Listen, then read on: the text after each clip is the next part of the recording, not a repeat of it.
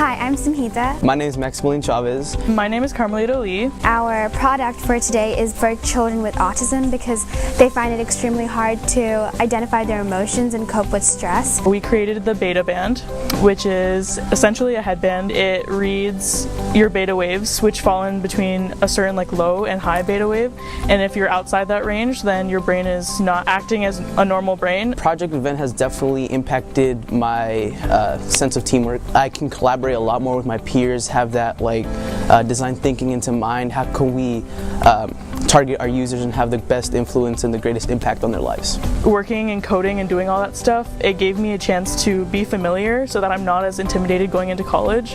And it's actually made me a lot more excited for freshman year of college. We've definitely opened our minds up a lot more, and we've learned how to cope with maybe our product not working and still learning from our mistakes. Having interacted with people who are on the spectrum, young adults and little children, and seeing what they go through and understanding their experiences, and then being able to put that into a product, engineer something, and then see that truly affect them and help them. A lot of people try and create products for people that they don't even they've never even talked to before. So we had a lot of things that we thought would be good, but after talking to people who actually use wheelchairs, they were we don't have problems with that. So it just you really should talk to people and get to know them before you make assumptions about things that they struggle with. I think the impact has been huge, and it's changed my outlook towards education, for project-based learning and education, a lot actually. The reason is because prior to Project Event, I focused a lot on just developing technical skills and having the students learn laser cutting, 3D printing, soldering, sort of for the sake of learning 3D printing, laser cutting, and soldering. But working with Project Event and anchoring these technical skills to a real-world problem has really, I think, made the learning experiences more meaningful for the students so that they understand what the application is, and has helped with retention and student involvement. It's been really great. None of these girls came into this project thinking that they were inventors or makers, or that this kind of thing was something they even wanted to do. All of them, I believe, have been radically transformed just by this idea that the world is invented, right, and designed, and that they can participate in designing that world, right? I watched them gain confidence interviewing people, really understanding and delving into design thinking and human-centered design. I watched them struggle through prototyping and then succeed and feel really empowered by that. We have 4 women here who are ready to take on the world and change the world with the invention that they're making, and this is not something that they would have even considered doing in September of this year. It's been really amazing being able to turn a problem into a solution just through engineering. And so I think Project Event has taught me that anything that you see out in the world, if you think there's a way that you can fix it, it's totally doable, and that there are resources out there and people out there willing to support you throughout the journey. This is bigger than just us.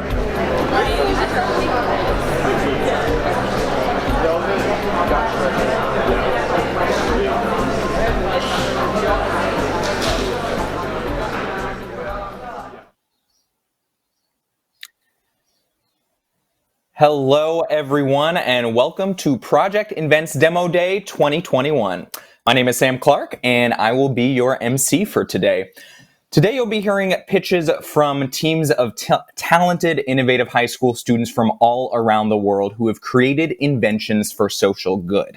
Now, these students are absolutely incredible. In an unprecedented time, they have built initiatives from the ground up with the goal of helping solve problems in society. When I was in high school, I just did musicals and went to debate tournaments and the malls on weekends. And these students are out here literally saving the world and their community. And they're doing so with the incredible support network and infrastructure of Project Invent, which helps students innovate all year round. And today is connecting those young students and the hard work that they've done with deeply accomplished investors, executives, and visionaries in the tech industry. Now, a little bit about myself before we get started. I am a TV writer, a comedian, a filmmaker, and a producer. So I quite frankly don't know very much about inventing at all, but I do know a thing or two about pitching. The most I know about inventions really is from binging multiple seasons of Shark Tank throughout quarantine and pretending to be an expert on valuations and which shark is the best fit. For the record, my favorite shark is Lori Grenier, but I must be clear that that is not the official stance of Project Invent. My role today is simply to facilitate, to keep things moving so that you can hear from these amazing students and these accomplished panelists. Now, I'm going to go over some logistics and the schedule for today and introduce you to our panelists momentarily. But first, I'm so excited to pass off to the founder and executive director of Project Invent, who will set the stage for today and tell you a bit more about what these students have been doing all year round. So please welcome Connie Liu. Hello, everyone, and thank you so much for joining today. I'm Connie. I am the founder and executive director of Project Invent. Today's going to be our second demo day of 2021. Last Saturday, we also got to enjoy an incredible round of pitches, and today we're excited to be inspired by a whole new set of teams. So at the start of the event, you got a sneak peek into our very first demo day in 2019. This was the first time that we got to see students take the stage and share their ideas for building a better world. And we and the crowd were so inspired that we knew we were onto something. Since then, we've been able to grow from those original 10 schools to 50 schools across the nation. Today, you'll see 9 teams from across the country pitch their inventions for social good. They've tackled everything from combating eating disorders to building better prosthetics. We're so excited to be able to have them share what they've created. But most importantly, we're excited about the learning process that they went through this year. And this year has been especially unprecedented. It's been a challenging year for all our students and teachers, especially with adapting to inventing online this time. They still built circuit boards and learned how to code, but it was after sitting for the nth hour at a computer after a full day of Zoom classes. They led calls with users instead of in-person meetings to learn about the challenges they faced with accessing internet or using wheelchairs. And they shared their ideas across hundreds of virtual sticky notes with each other, finally narrowing down their ideas to the ones you will hear today. Many of these students are new to invention, and we're proud of the creativity and empathy that they showed while inventing for a better world this year. So it is an honor for us to be able to share their inventions with you today. And for all the audience out there, even if you're here virtually, it is so meaningful for you to be able to be here to listen to what our students have to share, because that's what really makes it real for our students. Real world learning really doesn't happen without a real world audience. So Demo Day is a time for us to be inspired and hopefully for you to be inspired as well. Thank you for joining.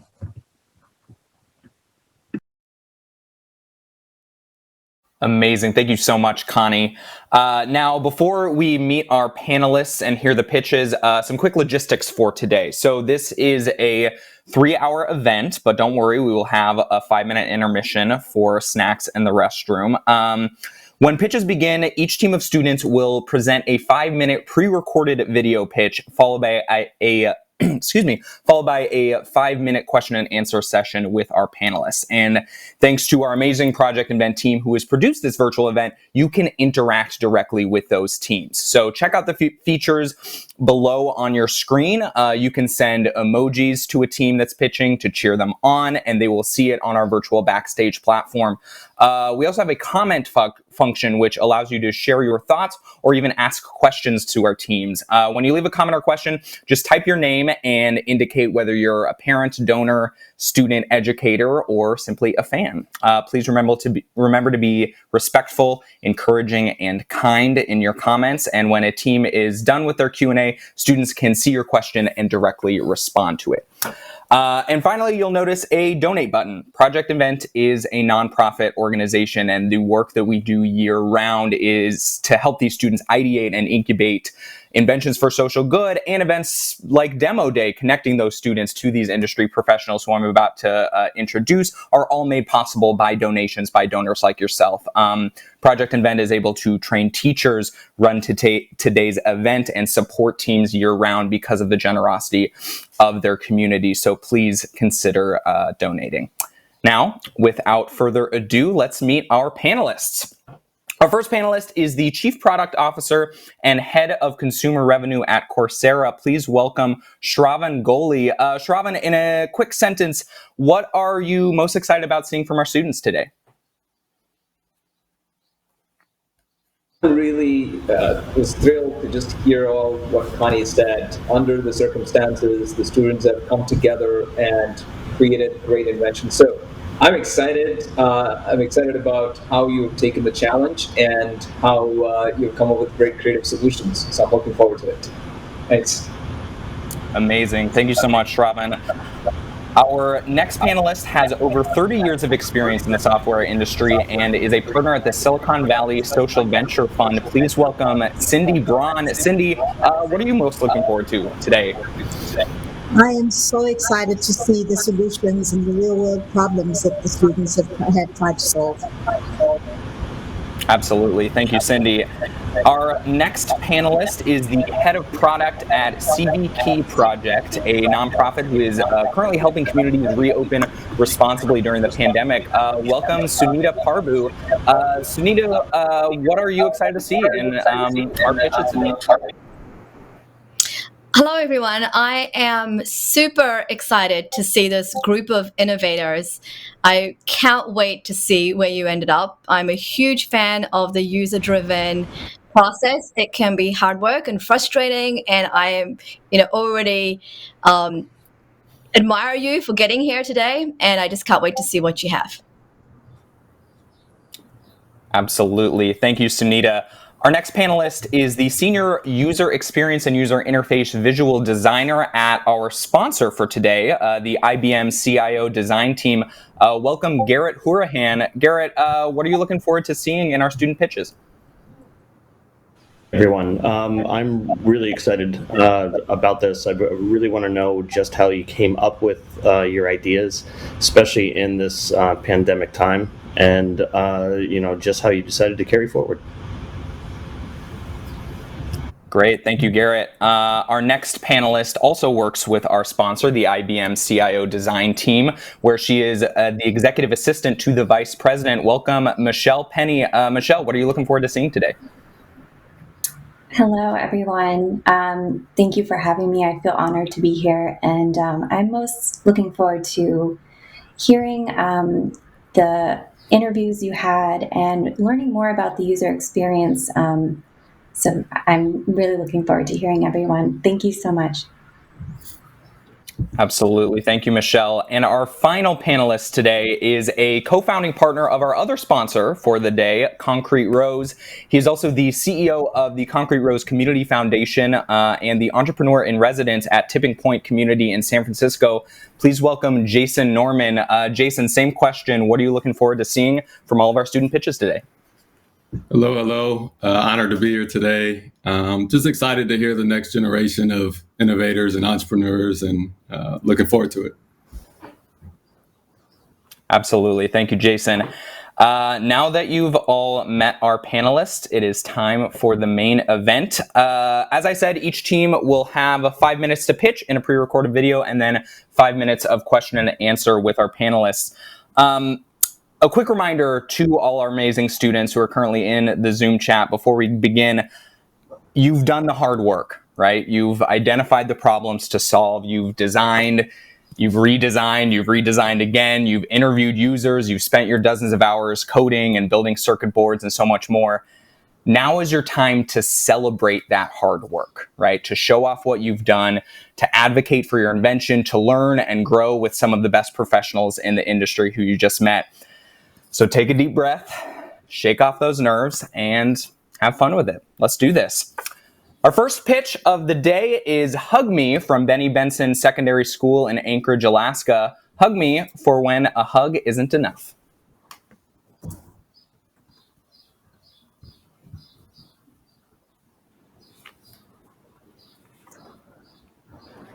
Our product is called the Learning Box. Hi, I'm Ashia Agarwal, and I go to Castellia School in California. I'm Rishi Tekchandani. And I'm Aaron Misra, and we attend Ascend International School in Mumbai, India. And we are Team Learning Box. Because of COVID, Project Invent was going to be all virtual. We decided to take advantage of that situation and be part of a global team, which consists of 2 students from India and 1 from the US.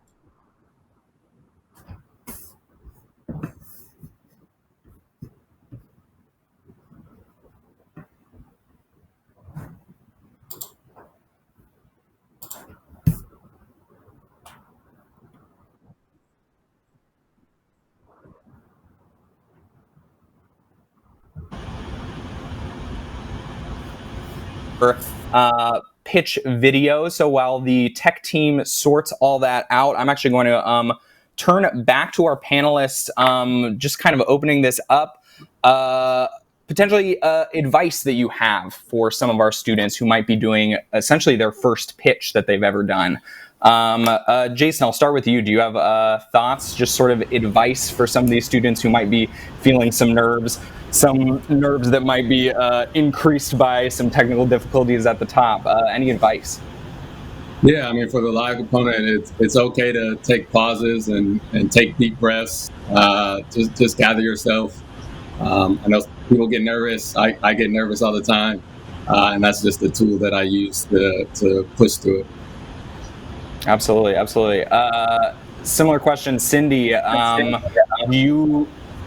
Do you recall how your very, very first sort of pitching experience went?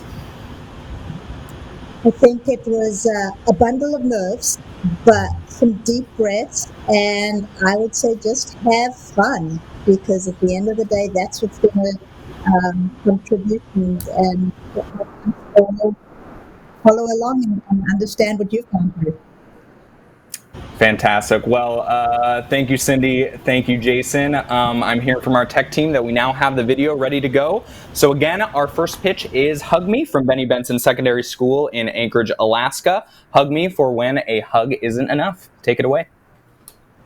I'm Philip. I fiddled around with Arduino and discovered cool things it can do. Hi, I'm Tord. I'm the circus master and I help speak out for my group. Hi, I'm Italiana and I find all the answers on Google. I'm Miss Pi at Benny Benson High School and I am the designated adult. We are here today to talk to you about Project Hug Me. Hello, we are students from Benny Benson Alternative High School from Anchorage, Alaska. We invented the Hug Me. Warning, we are going to be discussing suicide rates and suicide ideation. If the presentation makes you uncomfortable, please reach out to a trusted adult or call 877-266-HELP. We want to help teenagers who are contemplating suicide. Alaska's suicide rate is the highest in the country at nearly twice the nationwide rate. Unfortunately, each of us personally knows someone who has attempted or completed suicide in Alaska. We don't ask, do you know someone who has completed suicide? We ask, how close were you to the last person who completed suicide? Our community partner Justin attempted suicide multiple times as a teenager. Now he works as a counselor at a teen shelter in Wasilla, Alaska. He helped us understand some of the struggles and needs of suicidal teens. As a group, we analyzed the interview with Justin and discussed our own experiences and brainstormed some ideas. We asked, what would help us when we are distressed? We realized that most of us snuggled up in a blanket or with our favorite stuffed animal. Our invention isn't just a blanket or stuffed animal. We have developed some technology to give comfort and help teens reach out. Frequently, when teens are in major distress, they will have a hard time communicating their feelings. We have set up an emergency call button that, when pushed, sends a pre-arranged message to a trusted adult. We have also included a resource card with the care hotline to get help. Last year, the hotline received about 2 million calls. They help people nationwide get local help. Some low-tech features that are included in our invention is a sachet of soothing scents, a heated and weighted neck pillow. Our group originally tried to control the heat pad with the Arduino, but discovered that it was easier to just hook it up to a power source. We tried to incorporate the Tile GPS locating device in our product, but we found that it worked great as a GPS locator, but didn't do very well at sending a signal for help. On the back of the Careline card, we included some self-care suggestions. There are several different products on the market that individually include a feature of our products, but none of them incorporate all the features. Our Hug Me product includes all of the features about 1/4 the cost, plus it's super cute. Our next steps will be GPS working at further distances, sending a wireless message, prevent accidental button pushing, improving the heat source, and technology, a more compact package that is user-friendly.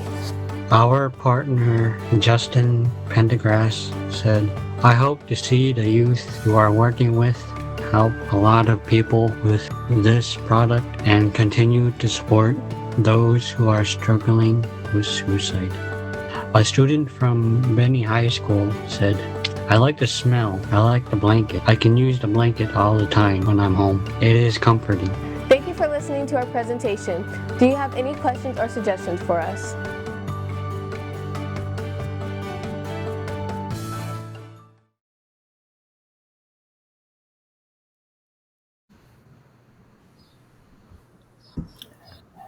Great. Thank you so much to the Hug Me team for that incredible pitch. You now have 5 minutes with the panelists for question and answer. Panelists, take it away.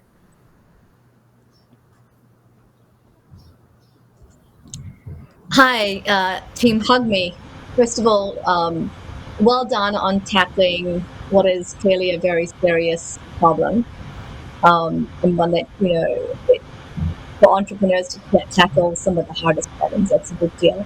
My question for you is, how did you go about testing your product and getting the feedback of your users? So the way that we went about testing our product and getting feedback was that, honestly, most of it came from, we would ask trusted people around us. A lot of people in Alaska, we do know most who have contemplated suicide. So a lot of the students at our school as well. So we would ask, does this make you feel comfortable? Is this something that if you were in a situation, feeling depressed or sad, is this something that could help? Or is it just something that's more like, okay, I'm confused. What is this? It's just like a bear to look at. So we were really just trying to make something and find something comfortable and get good advice and feedback from people who we know who have dealt and overcome this situation.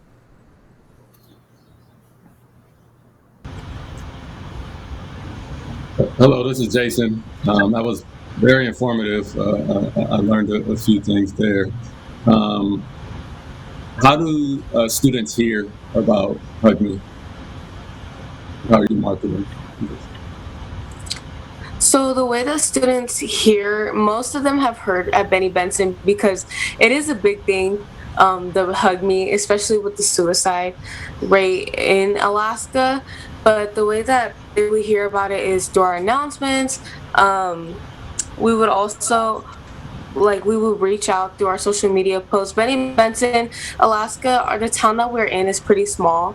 So it's not really hard that the word would get around about this invention. And we have very supportive people here in Alaska. So I'm pretty sure that the word would get out. And most people know because of our school. It is a well-known school. A lot of students attend there. And we're very helpful. We have Instagram accounts that we announce things on. So that's the way how. Hi, this is Shravan.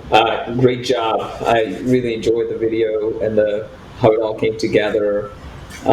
Just a quick question. I know I can see the Hug Me from a bear standpoint. That toy, it's great. How do you think of it as how portable it is from a size, or can you take your invention and put it into smaller packages so it can be with me no matter where I go?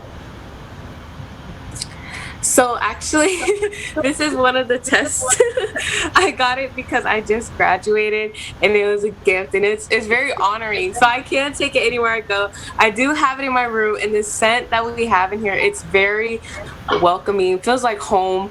It's a scent that I'm familiar with.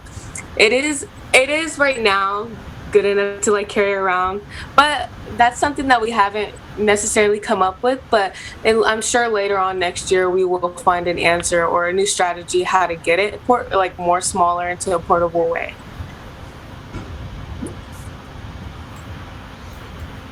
Hi, Hug Me team. This is Garrett. Sorry about that. I was curious for the actually two questions for you.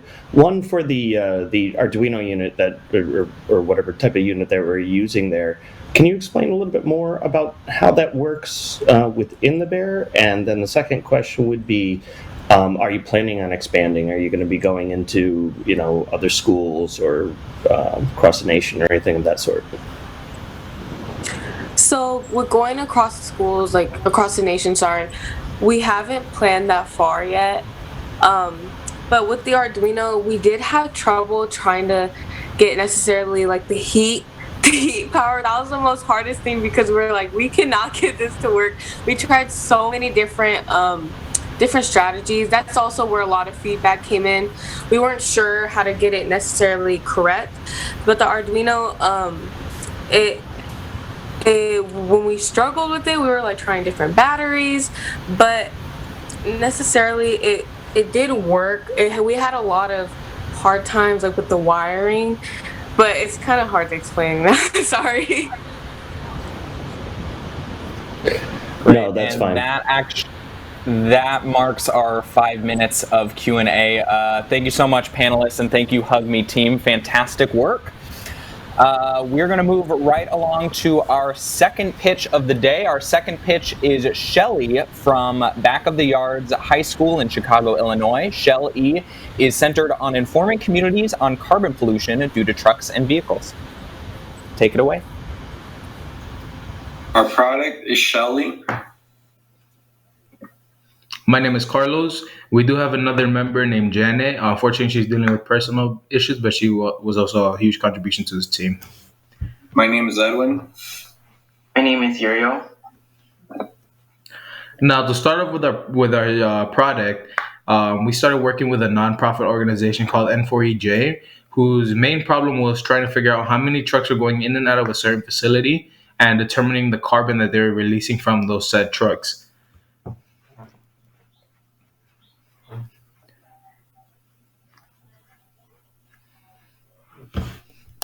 The solution that we came up with was a shell-like device that really just determines how many trucks have entered and left the facility. And from that information that we can use to see how much carbon was released from said trucks to determine how much carbon is released and how that is affecting our community. Yeah, some of the questions that our partners, teachers, or colleagues asked us about our design was, how are we going to power it on? And our solution is going to be to use a 9V battery. What type of sensor will we use? We're going to use an ultrasonic sensor. How are we going to make it waterproof? We made a hinge design to keep the electronics safe from water, from rain, and other stuff. And how are we going to control humidity levels inside the product? And we're going to use a DHT11 sensor with silica gel to absorb the humidity. And this is our video.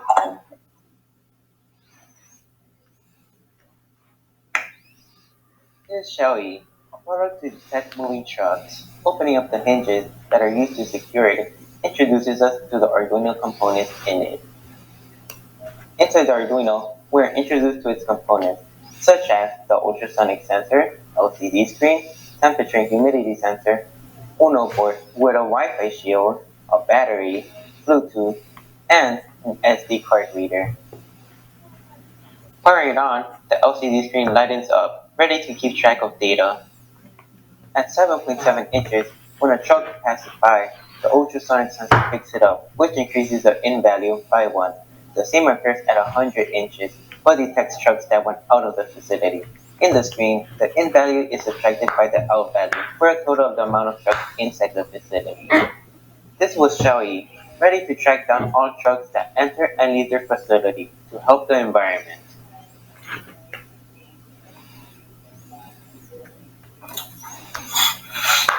So obviously we are not the only ones trying to come up with a sensor. There are other sensors available on the market, including the optics vehicle sensor and the drive-through sensor USB-D 4X.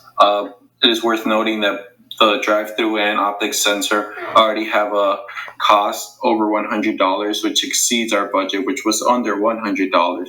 To add on, our sensor our product, my bad, has a range up to over 10 feet, something that the drive-through sensor fails to do so. Another thing that the drive-through sensor fails to do so is the fact that they count people as a vehicle, while our sensor would only count moving trucks that are passing by and keep count of the trucks passing by that would be available to the public. Furthermore, Shelly is portable and can be established at any designated location. And to add on, by receiving funding, we would be able to add on a CO2 sensor, which would give us an indication as to what is going on around in our atmosphere. So next steps. By funding our work, you would be able to take part in the increasing movement in climate change. Obviously, there are a lot of things to work out in our product. We wanted to add on a CO2 sensor, as I said before, which would enable us to get an understanding as to what is being released in our atmosphere in concentrated areas in designated communities, specific like low-income communities. To add on, we would also be able to afford a much better Arduino, which would give us a better accurate data set as to what it is really going on around in our environment. Furthermore, by getting a more accurate answer as to what is being released into the atmosphere, we would be able to bring awareness to the public with all this data. And that concludes Shelly. Great work, Shelly team. Great pitch. I will now turn it over to the panelists for your 5-minute Q&A session. Hello. Hi, guys. Go, Michelle. Should I go? Hi, great job, everyone. Can you please walk me through who your desired audience is? Is this more known for public knowledge, or is this for people who own a truck facility and they want to know more? Can you elaborate on that? Yeah. So originally, this was we were working with our community partners, but really, Shelly is more bringing awareness to the public, not just for designated organizations, but more of informing the public as well as people that live in these communities on what is going on around in their atmosphere in the area. Yeah, and just to elaborate a little bit more, our community partners actually have websites, and they provide this information for free to the public. So any community member can simply log into the website or just look for the data and the pollution that's in their area. So the information it was initially for our community partners, but like my partner said, it was it's really just to inform the community. That's great. That was actually the same question, but a follow-on question from that is, who did you work with, and how did you start working with these community partners? Did they approach you? Did you approach them? Uriel, would you like to answer that question? Yeah, so our community partners is N4EJ, a community at Back of the Yards at Chicago on the south side. And so basically, they actually reached out to our teacher, and our teacher presented them to us, and they really liked on how we worked and communicated as a team. And from there on, we started to collaborate with them, and we created Shelly at the end. So that's how we met our community partners. That's great. I can see just how much you've learned through the process.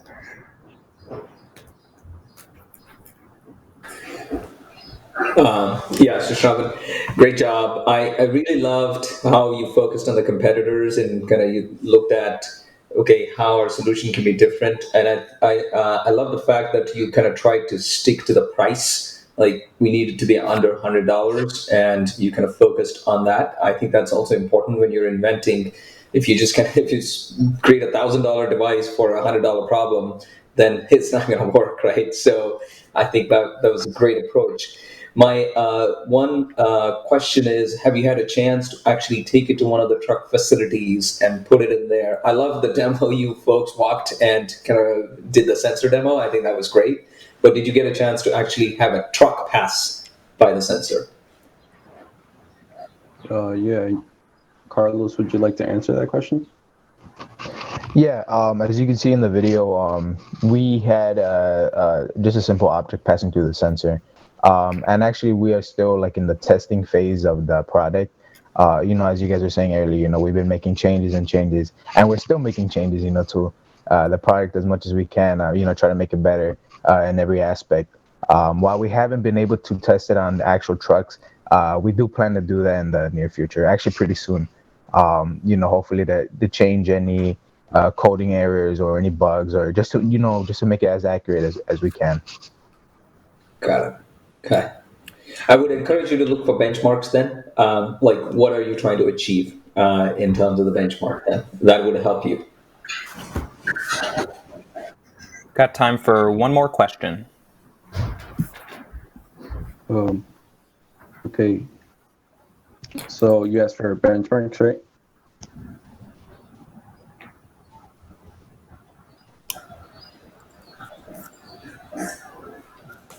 Sunita, I think your microphone is muted. Sorry. So the human beings that manage your device, have you talked to any of them? You want to answer that question? I couldn't hear your question. Can you repeat it again? Yeah. So you've worked a lot on the device and getting the device to work. In the real world, the device will be managed by human beings who run these truck centers. Have you talked to any of them for their input? We haven't talked to them because since we can't really implement our device in private property areas, but we could implement it by putting them near to other companies that could monitor the trucks, such as like I could place it on my house on a tree, and I could monitor the trucks that pass by my street, which is commonly passing by. So that's one plan. We're gonna try and test it out with our product. Yeah, and just to add on to that, we actually have done a little bit of the math as to how much does an average truck how much carbon does an average truck release on a full tank of gas, and we found it to be actually like a truck without a trailer can release up to 1.47 metric tons of carbon in the air, just that truck on a full tank of gas. And so we want to use this data, and we want to put it with the coding to let us know, like, okay, this is how much one truck without a trailer can release, how much carbon it can release without a trailer, how much can it release with a trailer, and hopefully our sensor can detect, the difference. And like I said, we're still in the testing phase. We're still trying to change it up, make it as best as we can, make it as accurate as we can. But yeah, this is just some implications that we're trying to include. Great work, Shelly team. That is time on your Q&A session. Fantastic work. Moving right along to our next pitch. Our next pitch is Neuropathy Glove from Stratford Academy in Macon, Georgia, which helps sense pressure and temperature for people who have trouble sensing touch in their hands. Take it away. Hello, my name is Ishan Varadia, representing Stratford Academy, and I'm here to tell you a little bit about our product, the Helping Hand. Now, before I speak about our product specifically, I want to talk about the story of our friend, Mr. Thomas. He wakes up and goes to the shower, and he has to keep his hands outside the curtain so the water droplets don't irritate his arms. He goes to cook some eggs, and as he's waiting, he leans on the stove, and his hand is smoldering. He doesn't even notice. He goes through the day, nicking and burning his hands just to repeat this task the next day.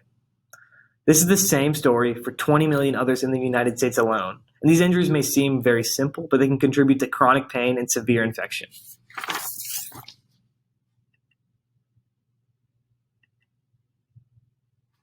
Our solution to Mr. Thomas's problem was the Helping Hand glove, a glove that uses light to indicate when intense pressure or temperature is coming in contact of the hand. Our goal was to make it very practical, cheap, and compact to maintain dexterity for the user. And as you can see on the bottom, those are the Flex Sensor 2.0s we used along with Arduinos to make it work. And on the top, we used Type K thermocouples. I just want to give a quick demo of both aspects of the glove, so temperature and pressure. And on the top, you can see my friend Walker. He's about to show off the glove first, but he's going to take a soldering iron and place it to the fingertips. And when he does that, you can see the light on the back of the glove brights up, to show that intense temperature was applied. And on the bottom, you can actually see our community partner, Mr. Thomas. And we just wanted to make sure that the glove could differentiate temperature applied from Mr. Thomas closing a fist could be differentiable from an external force, say if an anvil dropped on his hand, which hopefully it didn't. But again, if intense pressure was applied, the light on the back would flare up. There are other products using similar technology, but they're not truly targeting the same demographic, and they're not really for commercial use. MIT and Cornell are both working on pressure sensing gloves. However, MIT's is more targeted towards the physics of how a hand picks up objects and how the hand reacts to and moves different things. Cornell is more targeting towards virtual reality and pressure in that sense. And also firefighters are known to use gloves with thermocouples built in to sense temperature. However, those are far higher grade. Those are type J, whereas we're using type K thermocouples, as normal people would not need thermocouples that have such a high range. So we definitely have a market for us. And just expanding on the future market, I just want to talk about what our team would do with an investment. We know we'd be able to make it more streamlinable, and we'd be able to make it more compact so we can maintain more dexterity with the user. We know that, especially in the area of pressure, currently we're using Flex Sensor 2.0s, which are big, long, rectangular, yet thin strands. And we know we could do something more similar to what MIT was doing in their glove, where we sew it into the fabric, much thinner and tinier versions of these strands, so you can barely even feel it. And we know we can make the thermocouples thin, as we actually bought normal thermocouples and flattened them out. So we know we can make our own that are far thinner and actually fit on the fingertips of the glove better for each individual person. We know we can expand into the prosthetic industry. We talked to the owner of Bolin Prosthetics, a local prosthetics manufacturer, and we realized that an issue that many people that have prosthetics is they have trouble sensing pressure. So if you give them a Coke can, for example, they won't know how much pressure to apply to it, and they might accidentally crush it. So we know that we'd be able to alert them if they're actually applying too much pressure on a certain area, and we could also make sure that they're keeping their most likely expensive hand out of danger. And I guess I just would like to thank you all for listening and taking the time to listen to our helping hand.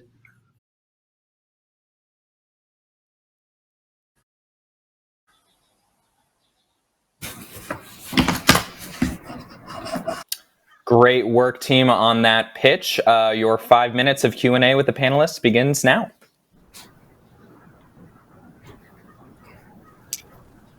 Hi. Hello, team Helping Hand. This is Sunita. My question for you is around Mr. Thomas. Tell us a little bit more about what Mr. Thomas had to say about your invention. Thank you for that question. I'd get Ishan to answer that question. So Mr. Thomas was really enthusiastic about us making the hand, and after we were testing it with him, he was really happy to actually have something to use. The last time we spoke with him, which was actually in that video, he was ready to buy one. So he was really excited. And I can add to that. He thought the glove was incredibly comfortable. He loved it as a support factor on his hand. He thought it increased his dexterity and made it more comfortable and soothed his hand from pain and neuropathy. I have a question. Amazing presentation, and I loved your user feedback. So the sensor shows light when there's temperature and pressure. In the event that your user might not have as visual accessibility, is there other options in the event that your user may be visually impaired? Thanks for that question. I'll get Walker to answer this one. Yes, ma'am. We have looked into a few other options. So we've looked into vibration as a factor that we could use. But the primary one that we would go to, and we've thought about implementing this along with light, is a voice command, a voiceover, something that could alert them, either beeping or an actual voice that would tell them that something is too hot or there's too much pressure being applied.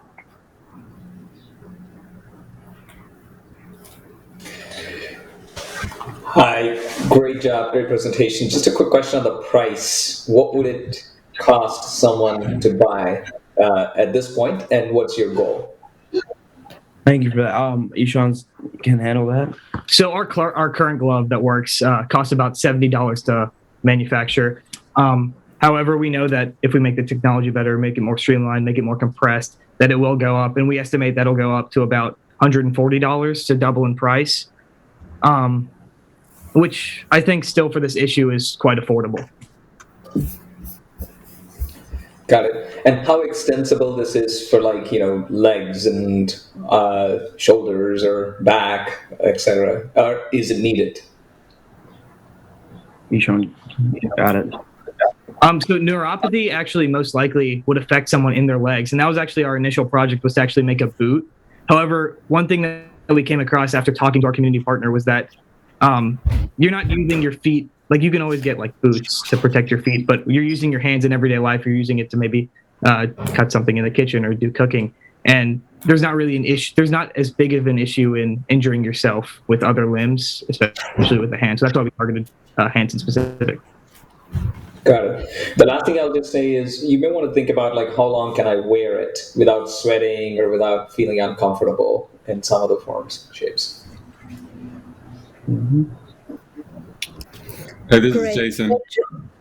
Oh, you got it, Cindy. Great job, guys. I thought that was amazing. How will you get to your target audience? Is there a neuropathy society? How will people find out about the product, and how will you be able to sell it? Walker, you gonna answer that question?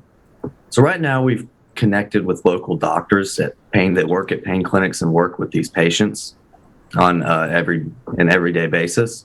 We could market certainly to social media would be our next goal, to get this out into our community in a broader area. Also going to a medical conference and getting this out and maybe picked up by a larger company would be the biggest step to make this a nationwide medical device product. Thank you. We've got time for one more question. Yeah. Hey, this is Jason. My question is, what other applications for the technology are there, and have you thought about kind of what would be next? Ishan can answer that question. The biggest future step that we have thought about is applying it to prosthetics. We realize that, obviously, this is the common thing, is that people that don't have nerves also can't feel like people that use a prosthetic. So we were actually talking with people at Bolin Prosthetics about actually manufacturing and molding a glove that we could test on and apply our technology to, and that would definitely be our next step. Great work, Helping Hand team. Time is up, and thank you again, panelists. We're going to move right along to our next pitch. We are going to thank you so much again, Helping Hand team. We're going to now move on to our next pitch. Our next pitch is Klastime from Frederick von Steuben Metropolitan Science Center in Chicago, Illinois. Klastime helps you stay on track.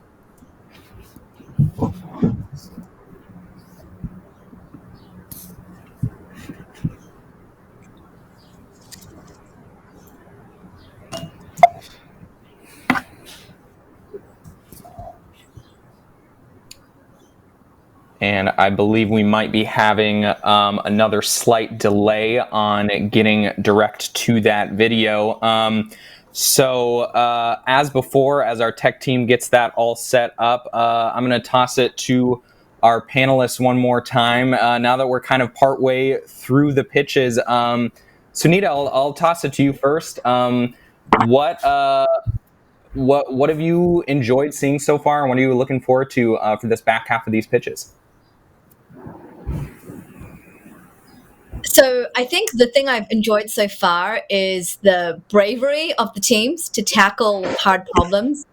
The pitch we just heard said they were working on a problem that folks from MIT and Cornell were also working on.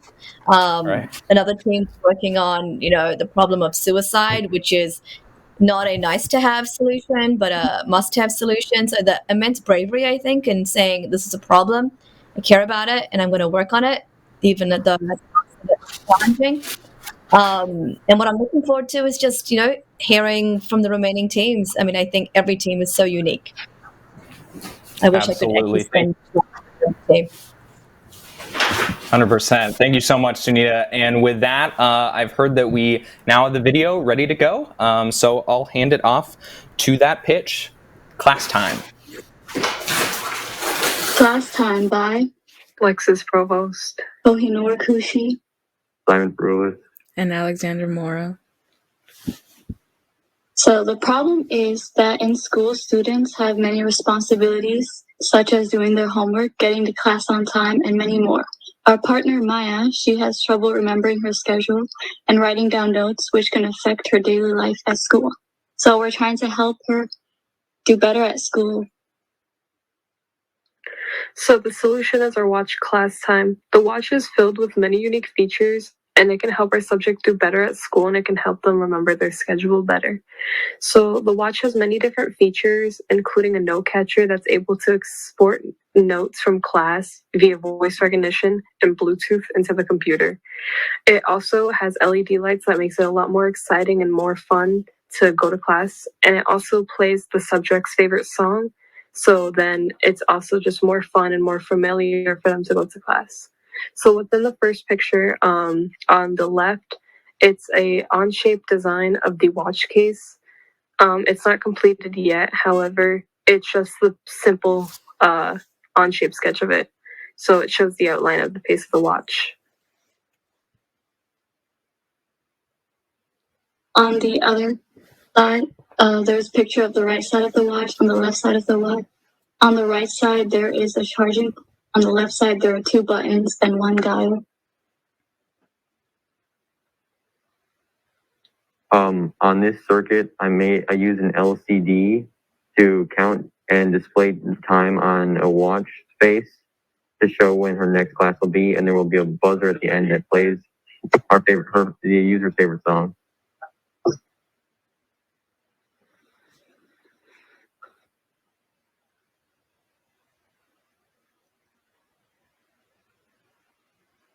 So since we're sharing our full screen, we're unable to have the sound of the watch play, but that's kind of just the basic code of it. So I made another simple sketch on Onshape, and that's just what the watch would look like from the top. It's obviously not finished because of time issues, but that's just like a really, really, really rough sketch of what it would look like. And for our competition, which is a frequently asked question of ours, our product may seem like kind of like a ripoff of Apple Watch, but the difference between our product and theirs is that ours is more for academics only.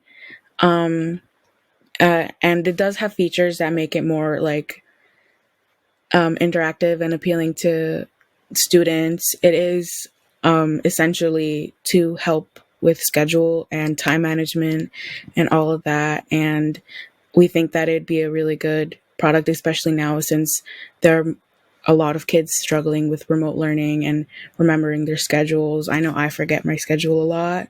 So yeah, that's kind of like our difference. All right, thank you. Is there any questions? Great work, Klastime team. Your 5 minutes with the panelists for Q&A begins now. Take it away, panelists. Hi, team. I can certainly relate to not knowing what day of the week it is and what time it is, being at home and doing everything remotely. Who did you test this with, and how did you get feedback? It would seem like you had a lot of classmates to do this with, but it'd be interesting to hear. I'll pass this question to Kobe.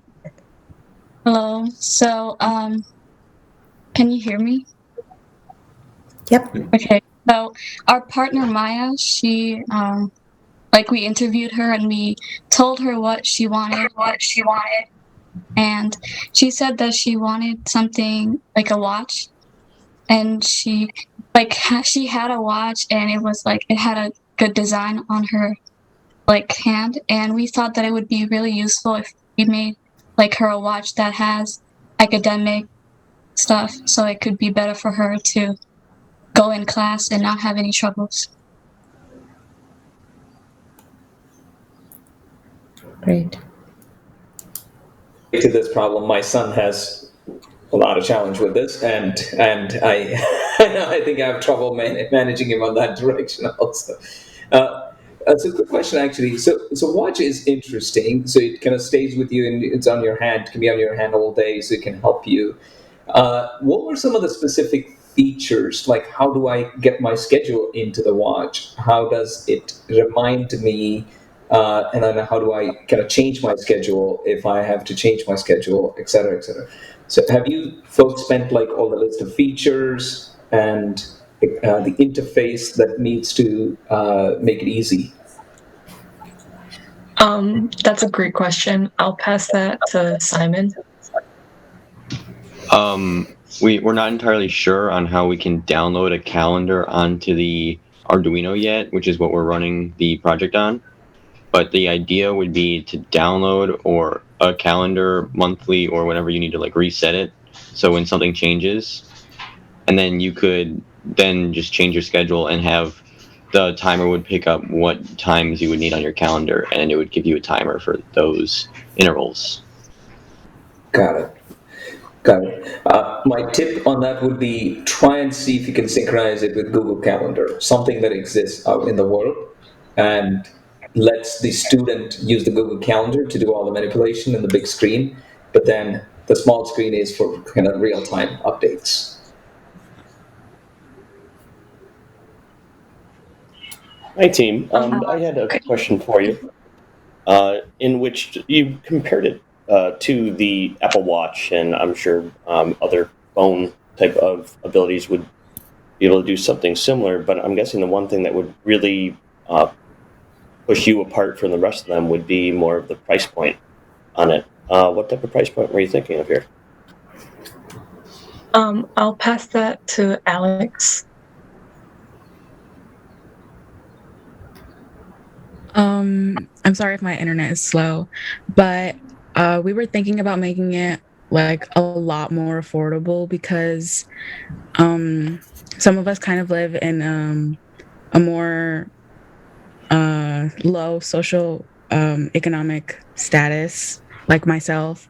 And, you know, with all the features, it would not, obviously, I would kind of be tough to not make it like very, very cheap, but we were thinking around $250 with all the features and like using Arduino and stuff like that. But we haven't discussed that a lot. Got time for one more question.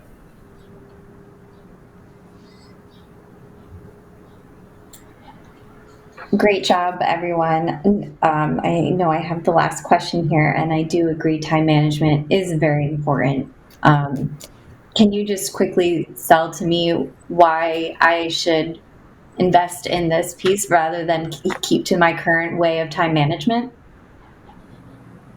I'll send that question to Chloe. So I think that you should invest in our watch because I feel like yes, this watch has like competitors like Apple Watch and other watches who have this.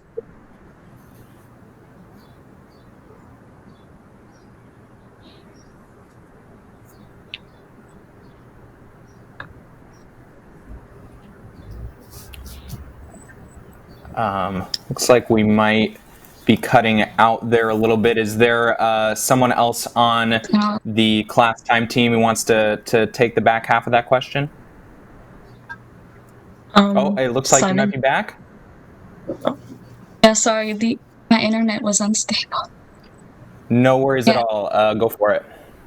So I was saying how that if you have like trouble remembering your classes, sometimes not everyone can afford like a watch that will tell you like that has better like features, but this watch will help you like with alarms that will help you get to class and like all the features like voice recognition, like if you go to school and the teacher's like giving you notes, you can use that to help you. Like other times you can't really use Apple Watches or other devices to put down the notes, but this watch will help you. Great work, Klastime team, and thank you again, panelists, for those great questions.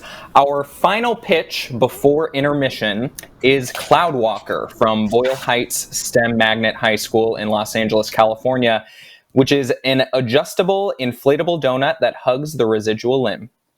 Take it away with the pitch. Good morning, experts. We're a group of students from Boyle Heights STEM Magnet, and here's our presentation for Project Invent. My name is Amado Ochoa. My name is Irving Romero. My name is Christian Santamaria. I'm Joshua Lopez. I'm Emmanuel Sanchez. And our team is full of aspiring engineers and our community partners, Alexandra and Sam, two below-the-knee prosthetic users. According to Access Prosthetics, the U.S. alone is home to 2 million amputees. There are over 180,000 lower extremity amputations every year. The number of U.S. amputees will double by 2050. Below-the-knee amputations are the most common amputation. This gives us ample room to scale our product. Our team had interviewed Alexandria, and she had pointed out, our limbs in subtle ways can often expand or shrink based on the temperature outside. Residual limbs can often swell in the heat, which can cause issues with fit and irritation. So we were trying to find out ways to solve this issue in an affordable way. Our solution to these problems would be Cloudwalker, our product name. It will have an adjustable socket with an inflatable rubber cushion that wraps around the user's leg that will inflate and deflate throughout the whole day for a comfortable fit. We initially planned on building a whole prosthetic with a mechanical ankle and a motorized air pump. But due to COVID-19 restrictions, we decided to make an attachment instead.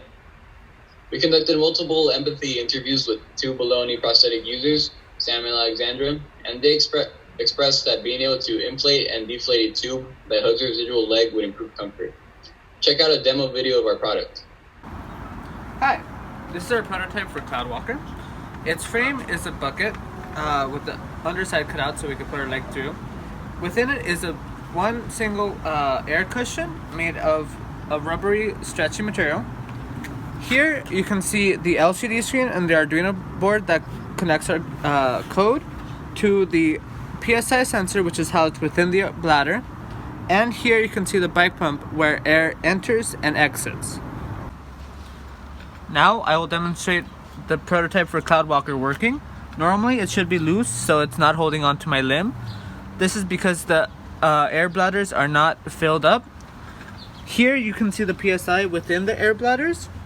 We will now change that by filling the air bladders using a normal air pump. Now as I pump, the bladder should get more air, and there I can now hold it. And you can now see that the PSI is different. How is Cloudwalker different? RealFit 2 is another adjustable prosthetic company. Cloudwalker is different because we are a purchasable add-on and there's no need to buy a whole brand new prosthetic, which can be a bit costly. Another product we differ from is the Silipulse Distal M-Pad, which is a gel cushion users can toss into their socket in order to decrease irritation. We are different from this product because we are adjustable. So the total cost of the materials adds up to $93.90, and the markup will be $23.10. Labor cost is $8 for a 30-minute production time, and the projected price is $125. Our potential annual profit is $4,158,000. We are asking for a $500 investment in order to continue making prototypes for individual prosthetic users. We would use their feedback to modify our product, and once we create a solid design, we would eventually market this device to prosthetic manufacturers. Because we're an attachable product, we will be partnering with manufacturers in order to become compatible with their prosthetic legs. We are asking you to invest in the future of prosthetic users' comfort. Thank you. That is the end of our presentation. Great work, Cloudwalker team. You now have 5 minutes of Q&A with the panelists. Your time starts now.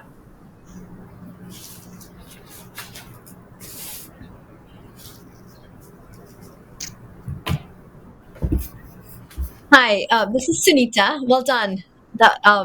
So this is a problem which you personally don't experience, but you found a couple of people who you're solving the need for. Um, can you tell us a little bit about their reactions, both the positive as well as the areas for improvement that they gave to you? I'd like to dedicate this question to Christian. So we went with a lot of feedback on our community partners. Alexandra, our community partner, really liked that idea. She did give us some advice to improve, like portable wise, and she gave us like positive feedback on like it would resolve most of their problems of fit and irritation. And on the other side, constructive feedback that they gave you to improve? Constructive feedback, well, they did give us like, it's not as portable as it should be, but we will work on that as well.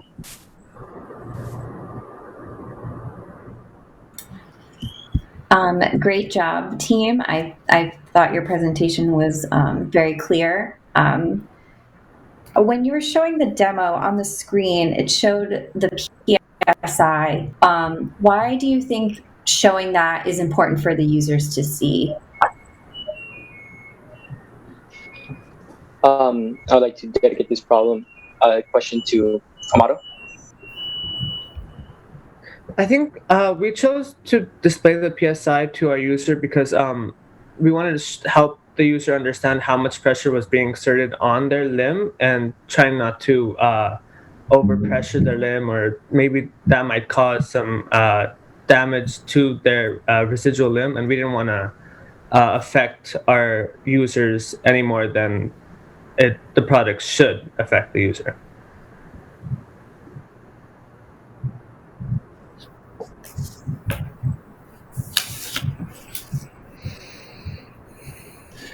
Could you describe a little bit more about how it becomes an add-on to an existing? How does it fit? And then sort of the pump, like, do I have to carry the pump wherever I go then? Or is this mostly for home use, like when you're at home? How are you folks imagining? I'd like to dedicate this question to Amado. So our product, by add-on, we mean that we will partner with different prosthetic manufacturers who are already making these prosthetic legs and help them develop this technology that will be built into their leg as kind of an inflatable, adjustable add-on instead of having to use like a ball and socket, which current prosthetics use. Currently, we're still deciding on the air pump. Originally we wanted to make an electrical air pump that was already built in, but we decided this was a little too heavy for it currently. Along with our budget, we weren't able to purchase a compact sized one. So instead we went with a normal handheld bike pump. But if we further continue this prototype, we want to kind of make that bike pump smaller and more handheld so this user can kind of go wherever they want with our product. Great answer. Thank you.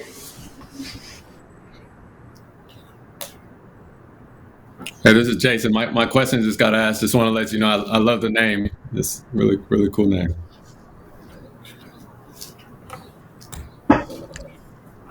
So I was going to ask a question also about, I'm just fascinated by this pumping action. How often do you think the adjustment needs to happen? Like, I understand the sensor is continuously measuring the environmental factors. How often does the actual sleeve need to change size? Amado, answer this. So our goal for our next prototype is so no air leaks out of the cushion. Currently, our current prototype has a few leaks in the cushion solely in the material, not in the way it was made. That can be improved by changing out the material for more expensive material later on. But what we want to kind of do is if the user feels that their limb kind of has gotten bigger over the day, we want to make sure that they're able to kind of lessen the pressure on their limb, so that way they can control how tightly the bladder is around their limb. And that just depends on how much the user's limb actually changes throughout the day. Thank you. Fantastic. I think this is a really, I was just going to say, really interesting project. It seems like the sort of lumbar cushion in the car would be a similar, thing to look at in terms of pumping up and letting out air. Absolutely. Thank you, Cindy. And thank you again to our CloudWalker team. Great work.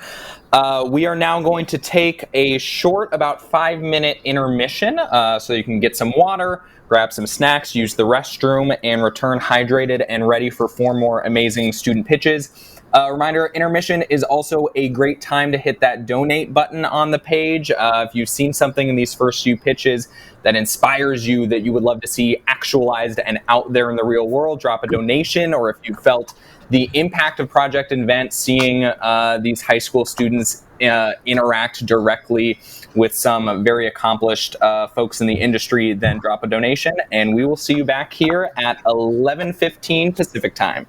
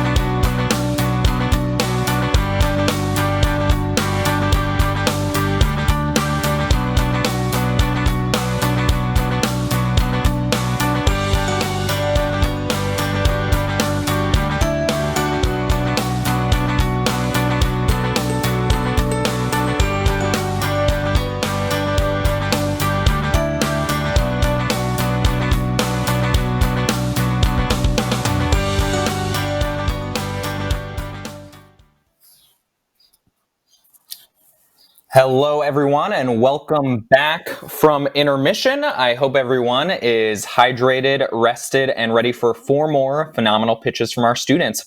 We're going to dive right in with our 6th pitch of the day. Our 6th pitch is the Learning Box from Ascend International School in Mumbai. The Learning Box is a smart, low-cost device for students with poor connectivity and lack of devices. Take it away with the pitch.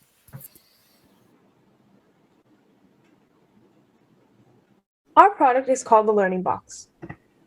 Hi, I'm Ashia Agarwal and I go to Castellet School in California.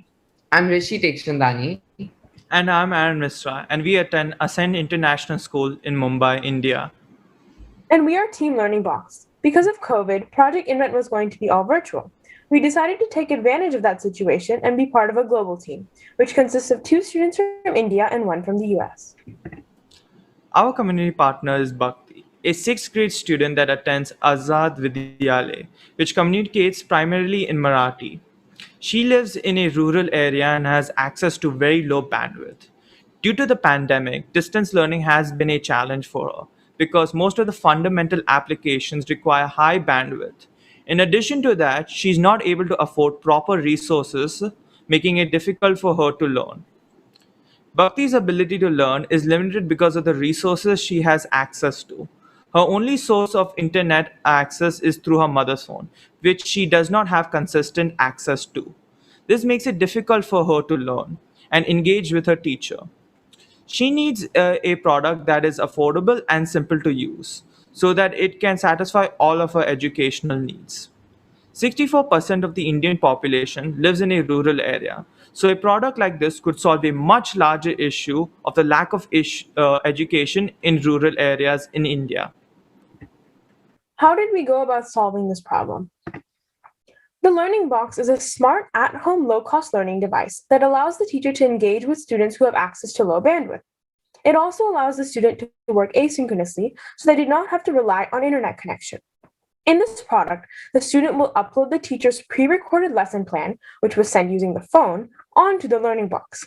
This gives them the ability to work asynchronously because the audio has already been uploaded, therefore using no internet while listening to the lesson plan. To add the element of teacher and student engagement, there are aspects of this product such as feedback and quiz questions that make the lesson more interesting and engaging. Our product is also rechargeable, so it can be used for a long period of time. As a team, we first made a rough sketch of what our product would look like and labeled the different parts that we envisioned would be there. Soon after we designed a 3D model of our product, we continued to dabble with Arduino and spend some time exploring that concept. Since our team is global, both worked on our own Arduino kits on Zoom and off Zoom to attempt to make this product. This is the most recent product that we have. Here's a short video on how our product works. This is what our product looks like from the outside. As you can see, there's a main screen with several buttons. If you click the first button of today's lesson, it will take you to a page where you can play and pause the lesson plan. You can also skip to the next one and rewind. You can also go back to the main screen. This is what our product would look like from the inside. This is the play button. Play Star Wars, because why not? This is the pause button. Then, this is the next button. It will take you to the next lesson plan. And the next. And the next. You can also go back. Back to the Star Wars. This is our Learning Box cost broken down. There are different parts include an Arduino Uno, a TFT shield, a speaker, a touchscreen, a Mega Arduino, a MP3 player, and wires, breadboard, and a switch. If we were to buy individual components, the total price would be $36. If we were to buy them in bulk, then the price would be much less. Due to the pandemic, we unfortunately were not able to have our products tested face-to-face. However, we were able to walk through how our product works and discuss it with Bhakti and Siddhesh, another student from a school, about ways we could improve our idea. They suggested a two-way communication, a better exterior sound, and more installed buttons. Our most recent product now has sound incorporated into it and an easily operated exterior. Here are some similar products that we found in comparison to ours. They include the Fire 7 tablet, which is one of the cheapest tablets on Amazon, and the Kids e-learning tablet. As you can evidently see, both these products require high bandwidth and are extremely costly. Comparing these to our product, it is clear that our product has a lower bandwidth and lower price, hence being way more convenient to our target audience and in general too. Also, considering that most of the market when it comes to such learning tablets, it consists of mostly such products, affordability and the ability to work asynchronously makes our product unique. Some of the next steps of our project include the following aspects. For example, we'd like to be able to create a fully functioning box that would be our final prototype by incorporating a two-way communication function, completed features, and more. We would also like to incorporate feedback from our user testing rounds to make sure we have the best final product. And finally, we would like to use our investment for manufacturing our product at a larger scale so as to reduce the cost of the product and have the resources to reach out to different organizations, companies, etc. Thank you so much for listening. Do you have any questions? Yeah, so great presentation, and also I can fully empathize with the problem you're trying to solve. Being at Coursera, which is one of the challenges we find ourselves trying to help the world, and the low bandwidth and low connectivity is a major problem in lots of different markets, not just India. So I think it's a huge opportunity. The quick question I have here is when you think about learning is also visual. And so if you've taken the visual component out of it, how does a 6-year-old learn just listening? And what can I have you tested with like a real class lecture or something that she was doing before in kind of trying to figure out if this solution does work and satisfy that need? Yeah, thank you for the question. We actually coordinated with our community partner and asked her how she has been learning through this time. And she has been learning with her teacher by just listening. So she's been on the phone and just listening to what her teacher says is how she's been learning, which has been very difficult for her because she cannot do anything else except listen to what her teacher has to say. And since she does not have continuous access to her mom's phone, that also makes it quite difficult for her. We did indeed ask her about the visual aspect because we also thought that was a major part of learning. And she did say that visuals would help, the teaching and the engagement. So for now, all we have is a feedback component and quiz questions to add a little bit of motion and pressing buttons and things like that. But we do hope that in the future, to make our product more advanced, we would add pictures or maybe even videos. Got it. Now, how does one download the asynchronous version? Is there internet connectivity then at some point with this device? Yes, so there will be at the beginning, the teacher will pre-record the lesson plan and send it through the phone, and then you would use the phone to upload it onto the learning box so that she would only need her mom's phone for about 2-3 minutes, and then she has the box to herself and all the materials on the box. And then the box also will save all your lessons plans, so if you want to go back and listen to something, it will all be there for you. Great, that's awesome.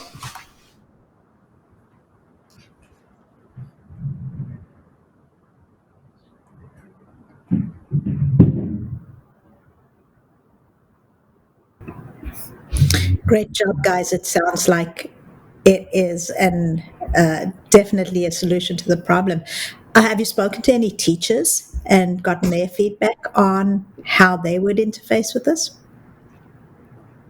Yes, so I actually did speak to one of my teachers at my school because she was very interested in what I was doing and I wanted to show her what I was up to. And she also gave very similar feedback to what the user gave.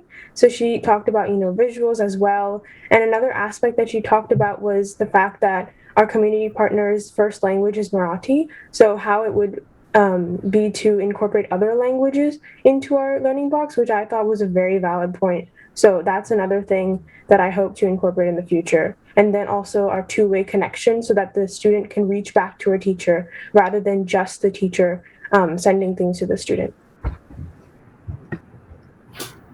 Thank you.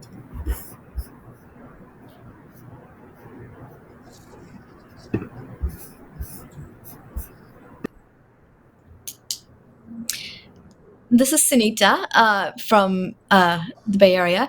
I wanted to ask you, so you weren't able to speak with that student. Were you able to speak with any of your own friends and ask them about how they would have used this product? So, I haven't spoken to any of my personal friends. I don't think my teammates have yet. We've only spoken to our community partner and our mentor and a couple teachers. But we hope to share our product in the future. I think your product is really innovative, and I think the best part for you guys is just how affordable it is, which solves an immense amount of problems, I think. But have you thought of other audiences that this same tool could benefit in other ways besides teaching? Yeah, Rishi will take this question. Hi, thank you so much for your question. So, this can actually help with a lot of things like asynchronous activities, not just lesson plans, as we spoke about.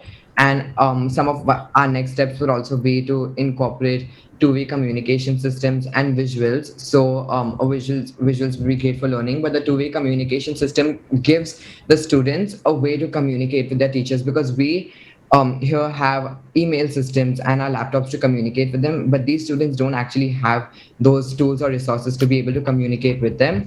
So having the two-way communication system as one of our next steps takes it a step higher from just learning and teaching, but also a big way of communication between the teachers and the students, since they don't have that in their areas, and especially considering the low bandwidth that they have and the lack of access to such devices. Great work, Learning Box team. That is time on our Q&A session. Thank you again for those questions, panelists. And we are going to head right on to our next pitch. Our next pitch is Mobajust from Back of the Yards High School in Chicago, Illinois. Mobajust provides easier mobility for uneven sidewalks. Mobajust. My name is Samantha. My name is Jennifer. My name is Valentina. And we all go to Back of the Yards High School. What is the problem? So we partnered up with this community partner called Envision Row Center, and their mission is to provide service to those with special needs and developmental illnesses. From our first meeting, we were trying to get some problems that they face through every day, and they mentioned that they have one in specific. They have a member who's part of the community, and she uses a wheelchair in her everyday life, and it's very hard for them to go on their daily walk because of the poor conditions in which the sidewalks are in Back of the Yards. So that's the problem that we're trying to solve, make it easier for her to get around. Solution. So we created Mobajust, which is a leveler, or as many people know it, as a ramp with an adjustable height that will be placed over uneven sidewalks to limit the difficulties people in wheelchairs have to go through when the sidewalks are in bad conditions. So how does our product work? So the user will be able to use their remote control to adjust the height and width of the leveler. The Mobajust uses a sensor to detect an uneven sidewalk and will make a sound to let the user know that an uneven sidewalk is ahead of them. They will be able to adjust the height to safely pass the sidewalk. User testing. From the beginning of creating our object, we were not sure what we wanted our material to be, like the heart of the object.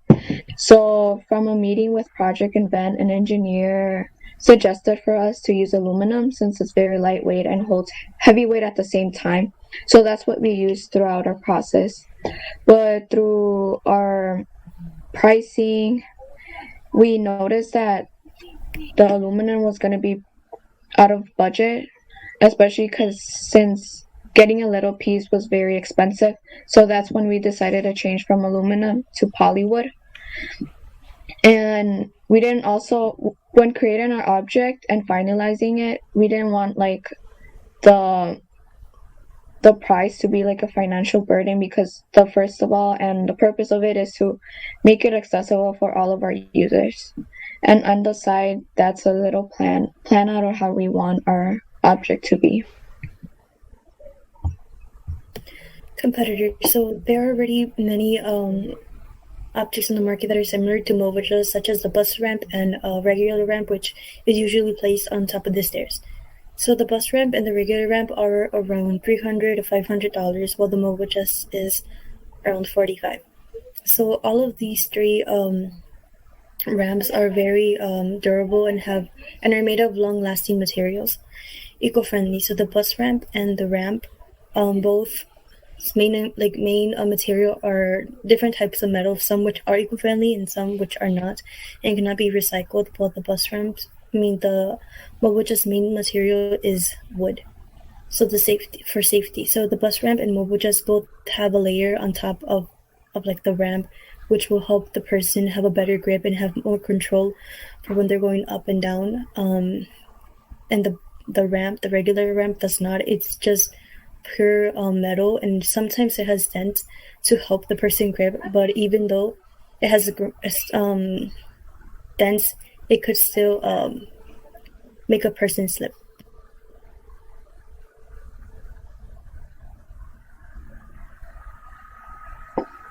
So for the next steps, for pricing, for labor, we are asking $30. In total, to make the object, it was $45. We're asking $20 for overhead and $60 for markup.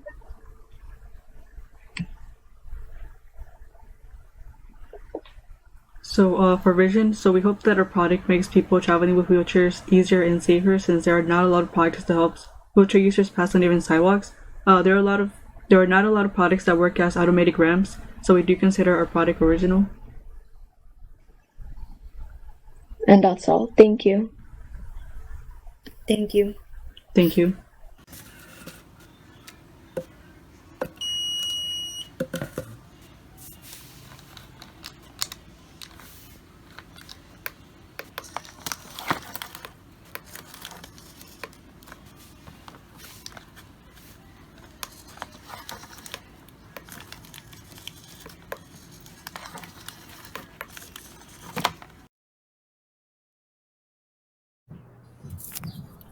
Great work, Mobajust team. Your 5-minute Q&A with the panelists begins now.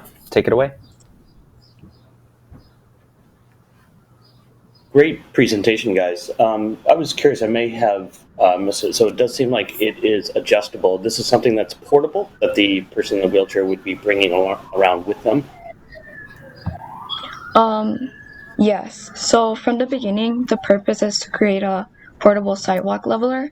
So since the main problem that our community partner had said that it was very difficult for them to get around in the back of their neighborhood, and that's the whole purpose of this object that we created. But looking through, it was going to be hard to make it portable because the object is kind of big, because it has to make sure that the wheelchair and the person including is able to walk through. So it's kind of wide and it's lengthy.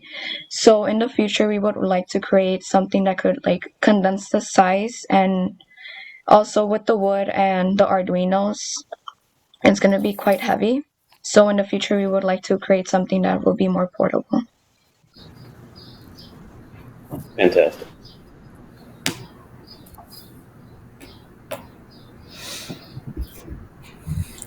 Yeah, and similar question. That was going to be my question.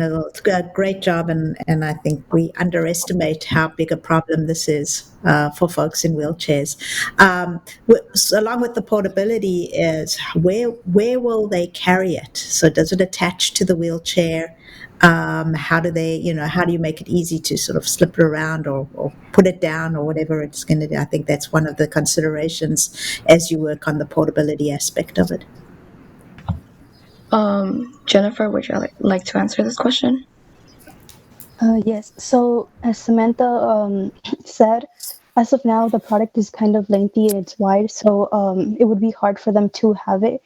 So right now, we think it would be best for them to have it in a car, and then on the back side, we do have a handle that would be easier for them to pull it, and put it where they want it to be put, and then yeah, they could just pass. Thanks. I think You, great job, everyone. I think my favorite part, I think, was that you realized early on that the material you were using wasn't going to work for the price point and for your audience. I think that was really smart to get that, to know that ahead of time. And how many materials did you test with before deciding on your ultimate? So about testing like the product, everything was kind of fast. So we were already in the process of creating like and doing our object. But when looking at the pricing of the aluminum, like 3 feet by 3 feet was already like $500. So we like automatically had to like scratch it off. So looking at the wood too, we also had to make sure that the top of the wood where the people with the ramp are gonna with the wheelchair are gonna go over, it has to be thick enough to support more than 100 pounds or so. So that's when we also went to like Home Depot, and we also had to make sure that the it was thin so it could hold the person. And at the end, we also had to make sure that the pricing was not out of budget. So that's when we decided to choose Polywood. Time for one more question.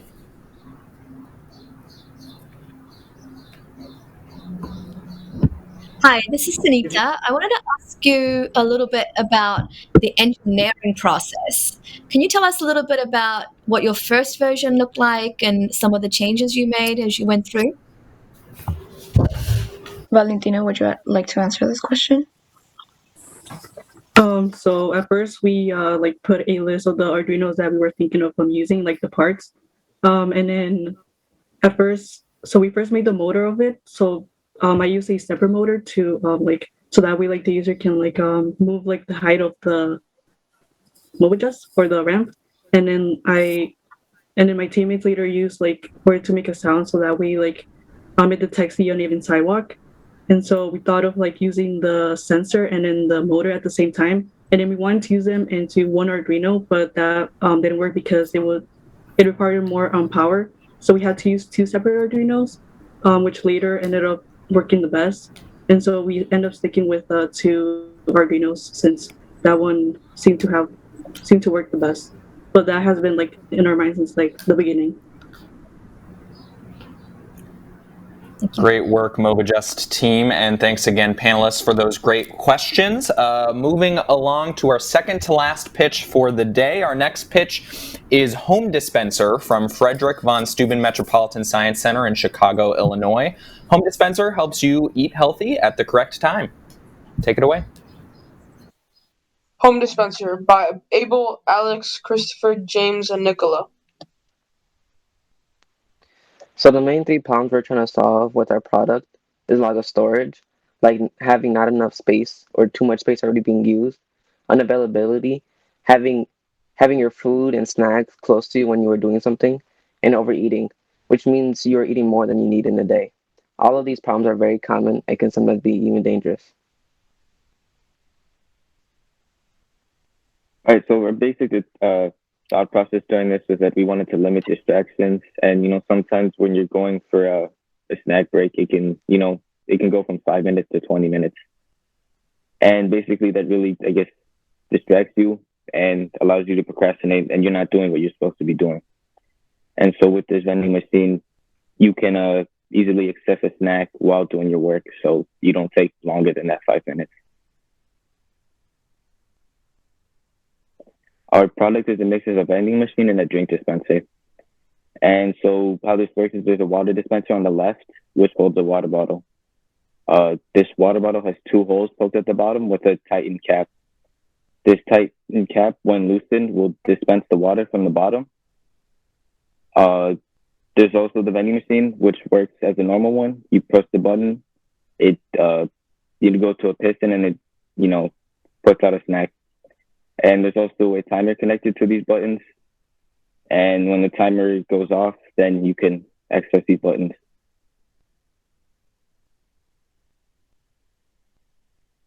And so here's our flow set. So how it'll basically work is that you set a certain time of minutes. And so it'll be locked until then. When it is unlocked, you can finally access the buttons and push them. When it is not, these buttons will be, you can't push them down, preventing you from being able to get a snack.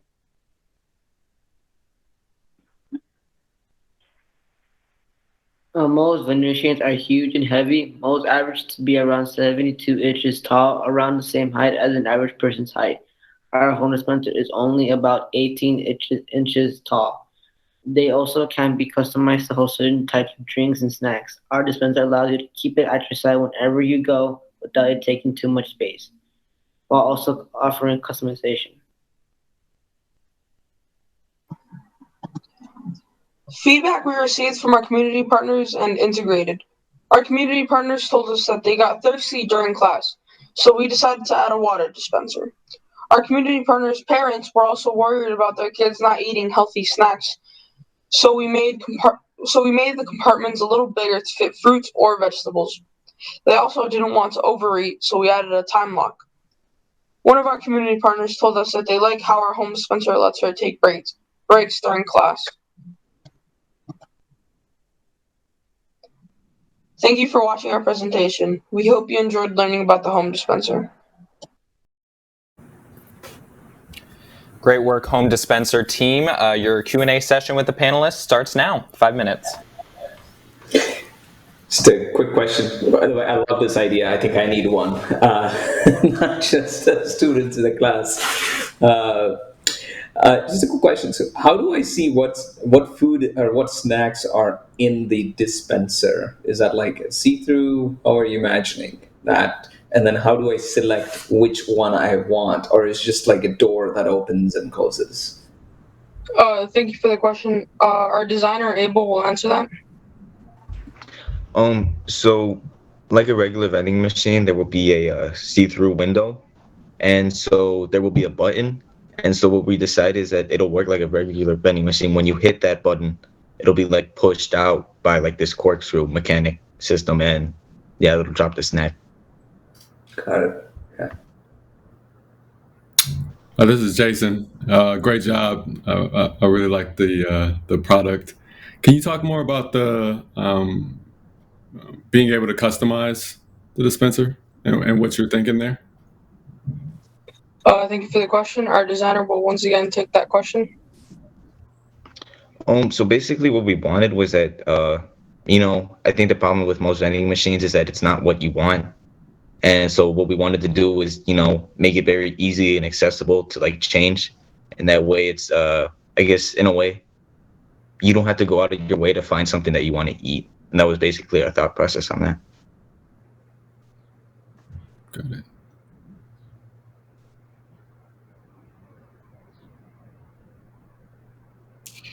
Hi guys, this is Sunita. Well done. So I think you have a lot of different user segments that you can go after. I think you started with yourselves, and what your product does, I think, is changing people's habits. Do you think, from what you know now, I'm building the product, that you would use this product and it would change your own habits? Thank you for the question. I'll answer that. So for me, I probably would change the product because I don't have much time to go down to the kitchen and get a snack during class. So if I ever get hungry for a snack in class, I could just press the button and eat it real quick, or if I get thirsty. So it will probably change my habits because I tend to go down to the kitchen a lot during my breaks and get snacks. But since I'll be using the home dispenser, I'll be able to get a snack and join my class on time. How about great the two of you? Sorry, should I go? Can you repeat that question? Ask the other two team members as well what their reaction. Abel, Alex. Okay, I'll go first. So I think as well, with one of the feedback we got from our community partners' parents is that they wanted it so that it could fit healthy snacks, and basically like that'll be a habit. Sometimes when you see you have the option of something unhealthy and healthy, you'll most likely go to something that's unhealthy because it'll taste better. But with the healthy snack being in front of you, I guess you'll be more attracted to it. and it's not going out of your way to, go and get it. And for me, I think that it'll change for me because I often, like when eating a snack, I'll probably get another one and just schedule a time system will end up me stopping that. So it just helps me scheduling my time and eating habits. Time for one more question. Great presentation, guys. I was kind of curious as far as one, what would you be building it out of, and two, who would be choosing the snacks? Our designer will answer that question, Abel. So we decided that we want to keep it relatively, I guess, inexpensive and light. That way, it's sort of very, I guess, how to put it? It's, movable. Like, you can move it to wherever you want, bring it to you. And so we decided that, plastic would work great for that. And as well, going for that, I guess what's going to be in there, that's all up to the buyer. That way, we wanted to make it very customizable. That's something that'll, I guess, be different from most vending machines. Great work, Home Dispenser team. We are now moving right along to our final pitch of the day. Our final pitch of the day is Resuscify from Valencia High School in Valencia, California. Resuscify is making high-quality CPR accessible. Hello, we are Staying Alive. I'm Fabio. I'm Chris. And our product is Resuscify. We're making high-quality CPR accessible. In 2013, on September 25th, what seemed to be fatigue soon turned deadly for then 15-year-old Chibuzo Conte, who suddenly collapsed due to cardiac arrest. 2 years later, he returned to the courts for his senior year, impressing the crowds with a team-high 24 points and a win for his team. But this wouldn't have been possible without two students trained in CPR who began hands-on only compressions without hesitation, buying Conte the time necessary to get him to the hospital. His surgeon later credited this being his key to survival. And this sentiment holds true. According to the CDC, 250,000 Americans suffer cardiac arrests outside the hospital. That's approximately 80% of all cardiac arrests in the US. Yet hands-on only CPR can double or triple one's chance of survival after this kind of incident. Because of this incident, our community partner, Joseph Monteleone, has stressed the importance of teaching and practicing high-quality CPR as director of Valencia High School's Medical Science Academy. This is made possible with access to high-quality CPR dummies and CPR classes that reinforce these skills as pictured here. But because of the pandemic, this hasn't been possible for a few reasons. One, the most realistic CPR dummies are difficult to transport and are in limited quantity because of their high price. Two, the cheaper CPR dummies are much less realistic and lack real-time feedback. But we aim to change this. Meet Resuscify, the highly portable, high-quality solution to the drought and accessible CPR education. With a main body of only 8 by 8 by 4 inches and a weight of 4 pounds, Resuscify is 2 to 3 times smaller than high-quality mannequins on the market. Resuscify aims to incentivize CPR education by gamifying the process of practicing CPR. It uses LED lights to provide instant feedback of CPR performance. Here we have a demonstration of one of our product's game modes, which provides feedback of compression force through LED lights. Similarly to a hammer game in a carnival, the harder the top foam is compressed, the more the number of LED lights turn on. In our companion app, we will provide scores for users based on compression force per 1 minute of CPR practice. Furthermore, our product can be easily assembled and deassembled as shown in this animation.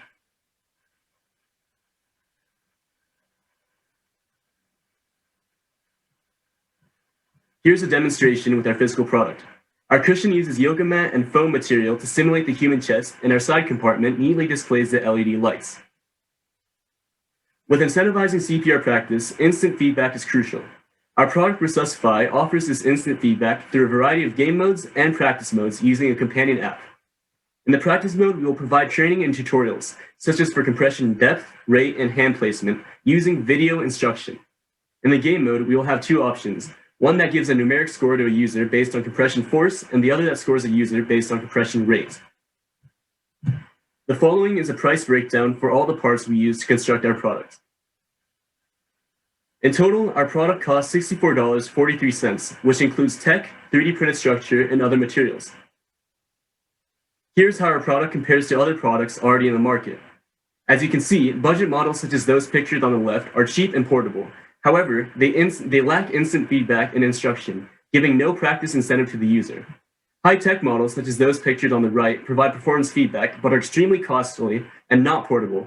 Our model, at a low price of $200, provides both instant performance feedback in a fun and creative way while being highly portable. When finally presenting our product to Mr. Monteleone, he was impressed, strongly believing that it could pave the way for CPR education. CPR education is in high demand across the country, as 70% of Americans don't know or feel comfortable administering CPR. We hope to reach these audiences with our two business models, a direct-to-consumer and a subscription model. Our DTC model will be a one-time purchase ideal for educators. Our subscription model will be rentable and returnable at $40 per month, ideal for the general public. To make our subscription model possible, we will open up an Amazon storefront at zero cost. Amazon will handle our orders with 99 cents per fee per unit sold and no overhead price. After we put our product on the market, our next step is to partner with American Heart Association and allow for our consumers to be officially certified in CPR. We would like to revolutionize CPR education with a gamified approach to learning and easy accessibility for all types of learners. Don't sacrifice high-quality CPR for price. Invest in the future of CPR education with Resuscify. Thank you. Great work, Recessify team. You now have 5 minutes of Q&A with the panelists. Just a quick question. Presentation, Sorry, guys. Cindy. I thought that was a fantastic presentation, really clear and really easy to understand, both what the interaction with the user is and how it would be used. Yeah, I couldn't agree more. Just a quick question. So obviously in the two other examples you've shown, there's the dummy as a human face. So there's an element of human face missing here, but I also understand I'm not trained in CPR, but having watched enough movies, I guess there's sort of the breathing piece also included in the training, right? You breathe into someone's mouth as another resort. Is that not needed from a training standpoint, or is that needed? Great question. I'll pass this one to Hayden. Yeah, so when we met for a community partner, he explained to us that practicing recoil and hand placement was the part that most people struggle with. So we mainly focused on that in our model. Practicing airways is important, and it can increase survival chances of a cardiac arrest patient when coupled with hands-on CPR. While we were limited in accommodating that through our model, we plan to incorporate specific video instructions on providing breaths to a patient through the tutorial section on our app. In addition to this, by putting our focus on the most important aspect, it also allows us to be cost effective. Got it. Thanks. I really love the app just to help the user experience and also the gamification of it to encourage users to be more inclined to try something that they might not have before. Can you elaborate a little bit more on the app and how that would work? I'll pass this to Joseph. Yeah, thank you for the great question. So for our gamification, we're looking to make it like a carnival game with the LED lights. So we strive for our customers to be engaged into the game with scores as incentives to improve.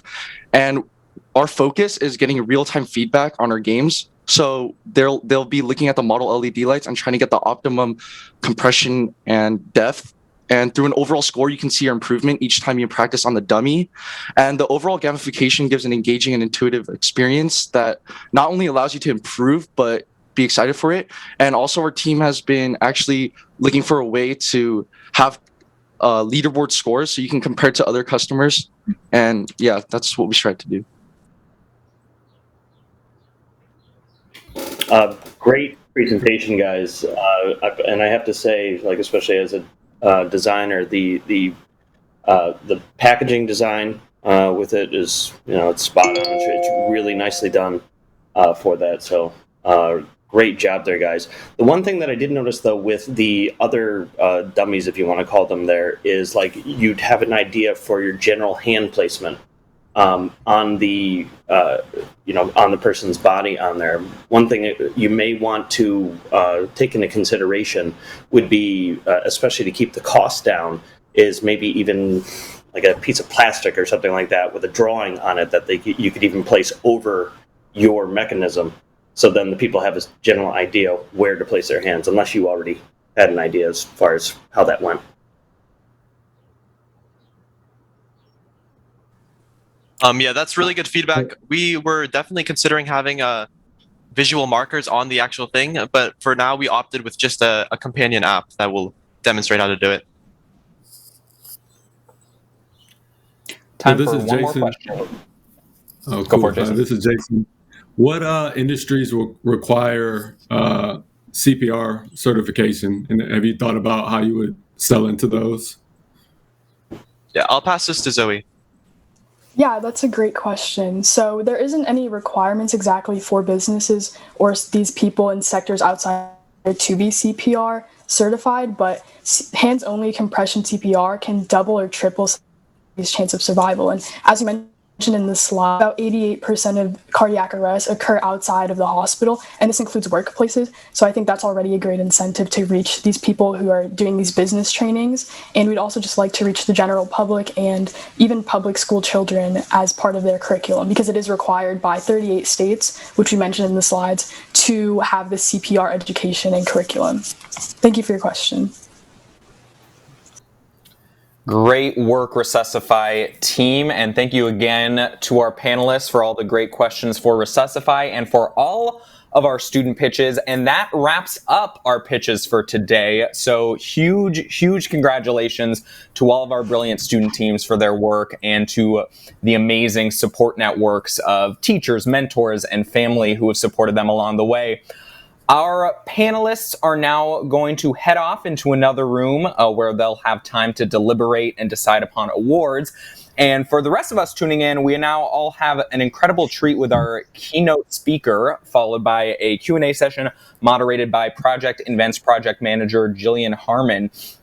Our keynote is the CEO and co-founder of the Holding Co., a lab redesigning how we care for each other in the 21st century. The Holding Co. partners with innovators across nonprofit, for-profit, and government to build systemic solutions to care and make women and families' lives more functional and more joyful. She's also the co-founder of IDEO.org, a nonprofit design organization launched from IDEO in 2011. Please welcome Patrice Martin. Patrice, welcome, and the floor is yours.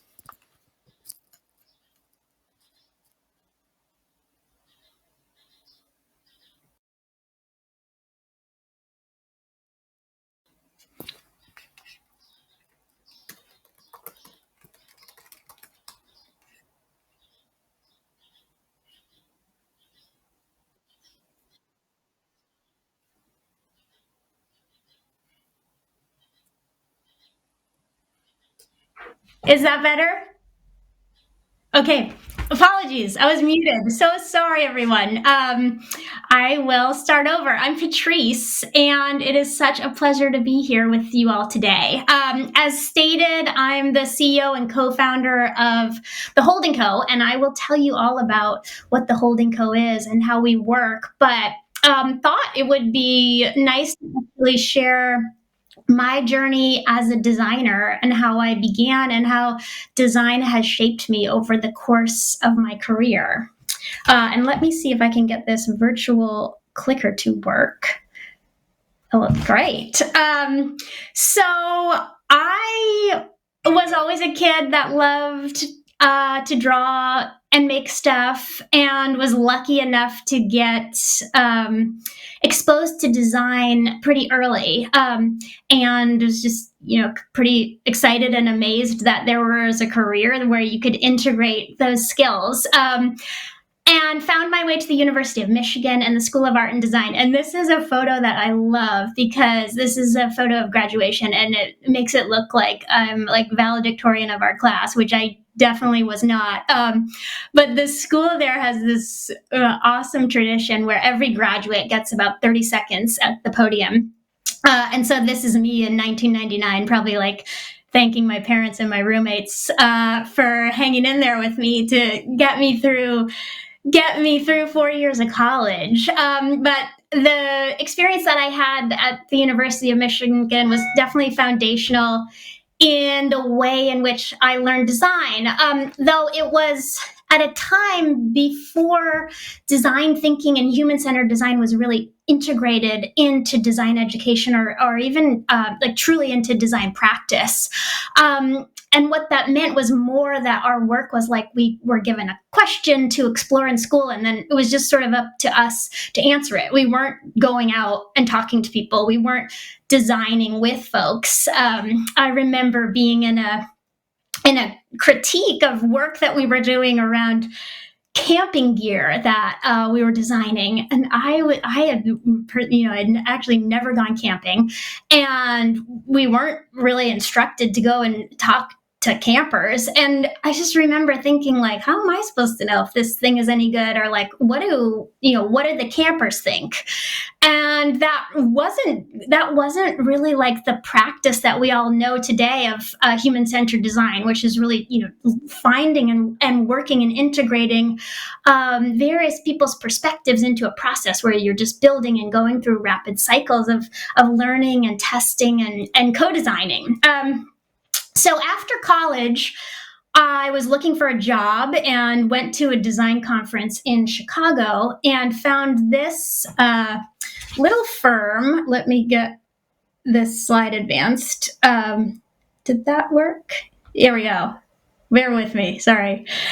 Called Sonic Rim, which was a little design and research studio that has a super weird name, but an amazing philosophy of design practice, which they called participatory design, which was let's go out and learn from people and design with people. And I was just completely fascinated by this and wanted to learn everything that they were talking about, and kept kind of calling them and probably hounding them until they had an opening in their San Francisco office, and got a job with them, which was absolutely what became pretty fundamental to me in the way in which I thought about design, which is from this participatory standpoint. And they at Sonic Rim did these fascinating things where they would have conversations with folks to say, if you wanted, like, what do you want your future of housing to be? Or what do you want the future of entertainment to look like?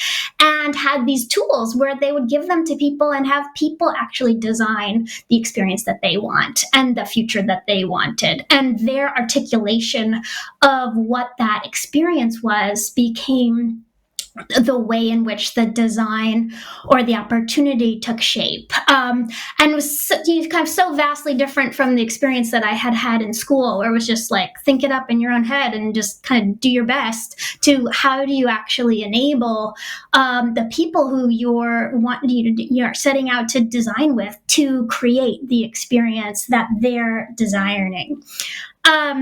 And so that was,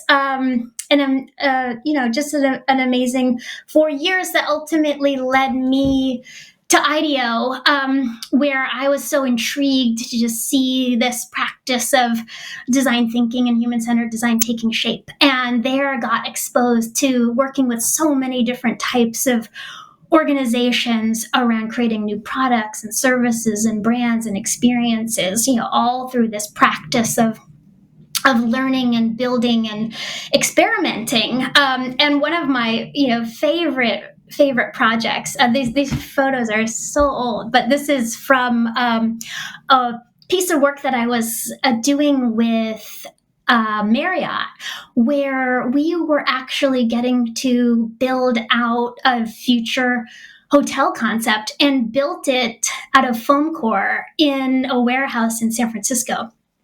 And then got to invite all the hotel operators and owners out to the warehouse to kind of experience and act out the idea with us. And they then got to be designers, and we're all kind of moving shapes around and acting out scenarios, and just like absolutely fell in love with the power of design process to open up new possibilities and really use as a process for problem solving. And that got me thinking around, like, so much of my experience was working with corporations and big companies. And while that was, fascinating to help them figure out what their next offer was or what their next product was, I was thinking, like, this is such an important tool, an important way of thinking. Like, why isn't this getting applied to our more pressing problems? Why is this getting just kind of in the corporate space and not further out into the world, where we have so many big and needed questions with where creative energy and a new way to think about them would be powerful. So that was like, this is like a very shortened version of that story, but led me on a journey to then roll out IDEO.org out of IDEO with the co-founder Jocelyn Wyatt, where we set out to do just that, and built a nonprofit design studio where we could work with foundations, nonprofits, to essentially look at questions like financial security, food stability, access to healthcare, and take the process of human-centered design and more embed it in the way in which those problems were being solved. And this was just like such an incredible learning experience for me over 7 years, where we worked with so many amazing different organizations on incredibly complex and important problems. And I'll just share one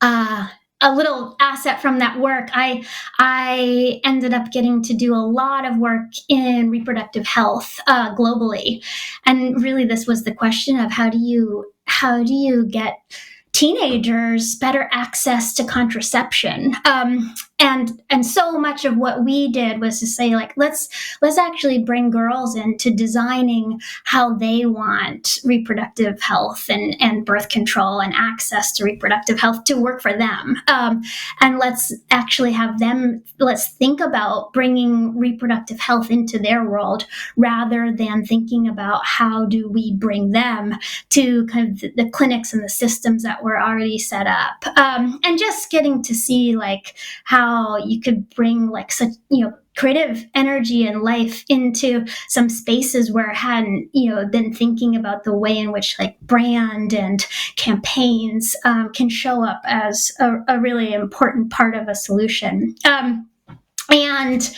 as I did that for 7 years, we grew from 2 of us originally to 70, and IDEO.org today has 3 offices in San Francisco, New York, and Nairobi. And while I was doing that, got married and had 2 kids. So these gals here on the screen, and was just trying to figure out, how do you run an organization and be a great mom? And my parents had moved to the West Coast and was very involved in their lives, and knew I probably needed to do something that wasn't having me on a plane to Zambia all the time. So I stepped away from IDEO.org and started to collaborate with Pivotal Ventures, which is the investment and incubation company by Melinda Gates. And they do such amazing work around how to accelerate women's power and influence in the world. And that looks like, how do you get more women in government? How do you get more women in technology? But they also looked at, like, what are some of the barriers that are holding women back and holding women back from equal participation and in the workforce and in society all up. And that they were starting to explore a question of caregiving, which was something that I was absolutely living at the time, and caring for kids, caring for the aging, the work of family life all up, as this is work that, tends to disproportionately fall on women's shoulders, and when is not a true choice, can hold them back in society. And wanted to say, like, what might we do about caregiving?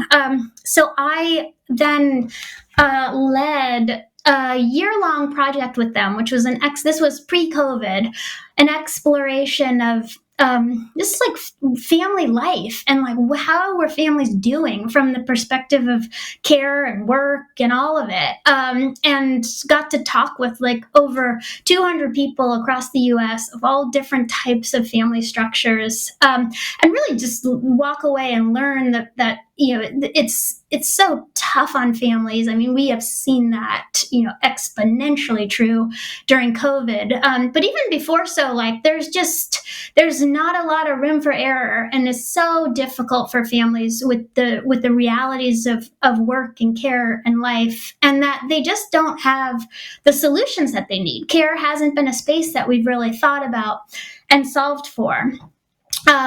And that just, was something that I was absolutely experiencing personally, and got me so excited and passionate about the fact that there was actually so much to be done from a perspective of design and perspective of innovation around the way in which we saw care in this country, and that care was bigger than just childcare or bigger than just retirement. It touched so many different facets of our lives, and the way in which we could think about redesigning like home and community and work and school. So all of these things could fit better together. And after doing that for a year, it was something that I felt like I'd just gotten started with. And that ultimately is what led to the Holding Co., which is essentially a lab that focuses on caregiving challenges and how do we build the solutions for how to make our households more effective and efficient, and how do we think about supporting aging and the way in which, childhood and care kind of happens in this country. And so we as a team, like think of us as a SWAT team that just is all about how do we build better products, better services, better experiences for families, now partner with amazing startups and nonprofits and government agencies and corporations who are all about how do we step into the future of what care can look like and actually build it and actually make it tangible and actually make it work for families.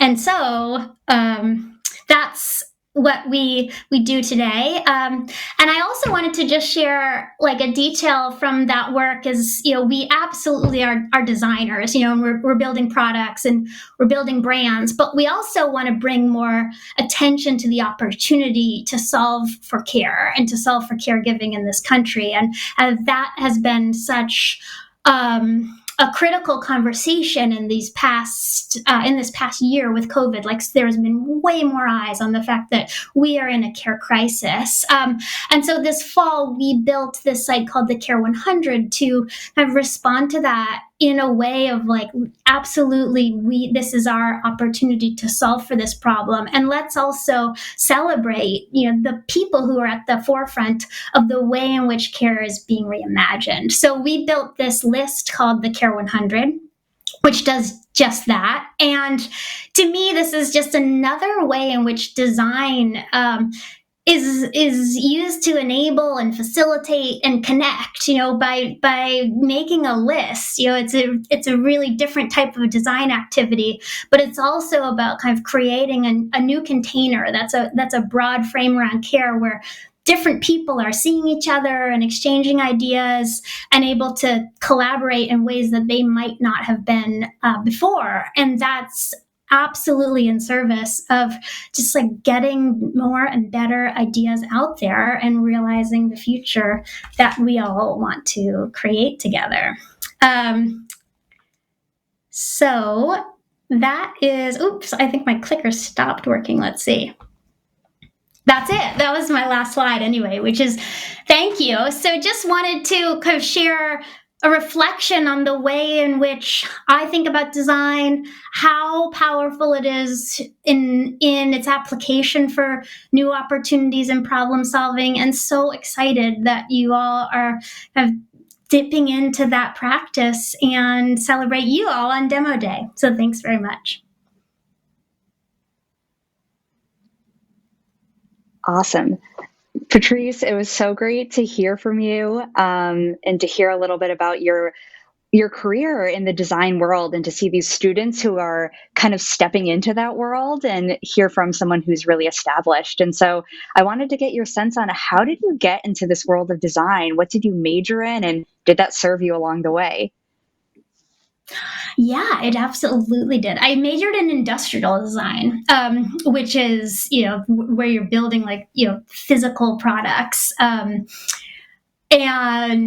I would say I'm a far cry from an industrial designer, at this moment in my career, but it was, to me, just like an awesome starting point that then got me into just thinking about how do you think big about different problems you're trying to solve and build lots of different possible answers and be able to explore and test and build on that, which is then applied to pretty much anything from an app to a service to an experience to, quite frankly, a system and an organization. Yeah. And you talked a little bit about the Holding Co. and how that's really your new project you're working on. I'm curious, care is such an amorphous idea. And how did you break that down into something where you could actually design around it?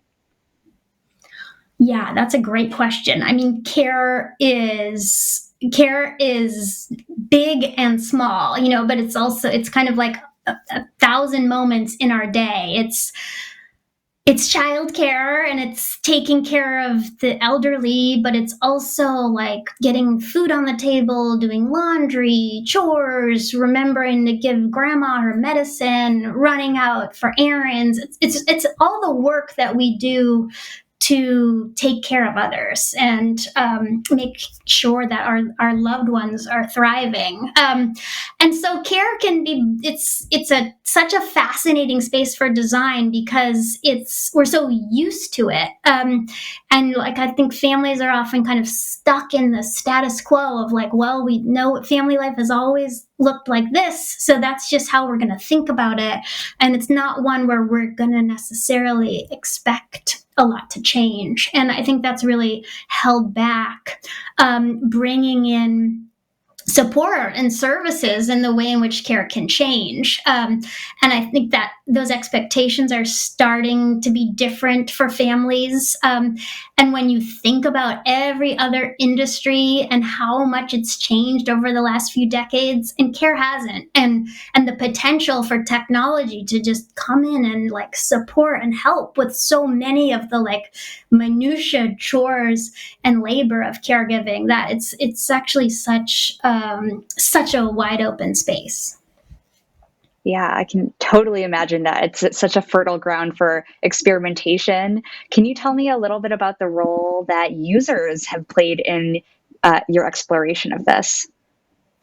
Yeah, I mean, users are everything. We don't build anything without constantly designing with families. So we are, like I said, we're a group of designers, but we really rely on going out and constantly talking with folks. And our process is just keep testing, keep putting out concepts, keep getting people to tell you how it could be better or what they don't like or what could be different, and just do lots and lots of rounds of that. And so that's been, with the beginning of COVID, I was very worried about what that was going to look like, because our value is about being able to go out and design with people, but have been surprised to see that even in a virtual setting, we can make that work. And now there's lots of tools that help make that even easier. But that's the essence of of what I get to do like every day, is talk to folks and design stuff and keep putting it back in the world until we get it right. I love that. For the students, I hope that you're resonating with this, that there are futures in this type of work that you're doing. And the empathy piece is so huge in that, of how do you understand the person that you've worked with? And you've all gotten a taste of that this year. I'm curious, Patrice, you mentioned your SWAT team, all of the people that you're designing that are your colleagues who you're designing alongside. Can you tell us a little bit about the team that makes up your company and the roles they play? Absolutely. So we have a team of 10-ish. We have some half-time folks too, but they're a mix of product designers, brand designers, business specialists. Am I saying that right? We also have a woman who's a writer. We call her a storyteller in residence, and she's amazing at connecting the work that we're doing to kind of the broader narrative of what's happening in Care All Up. We have basically like the ability to just, most people on our team have a deep specialty, like I said, be it in brand or interaction design or graphic design. They all kind of come with this deep appreciation and an ability to talk and learn from folks and test ideas. And so we want to be kind of pushed by each other and think, get a different perspectives in the mix and in the room, and like get to a place where we have some interesting concepts. And then it's always, putting those concepts out into the world and never thinking that's anywhere close to done. That's like when we use concepts as sort of sometimes a way to just get people to tell us like what's wrong with it and what they would do instead. And then you're like, oh, that starts to be the answer. And that starts to be the place in which we can find something interesting and a direction to go towards. Amazing. Curious a little bit about, in this process, there are so many wins. Can you think of any times where your team faced failure and how you dealt with that? Oh, absolutely. I mean, I think failure is it's essential part of the work.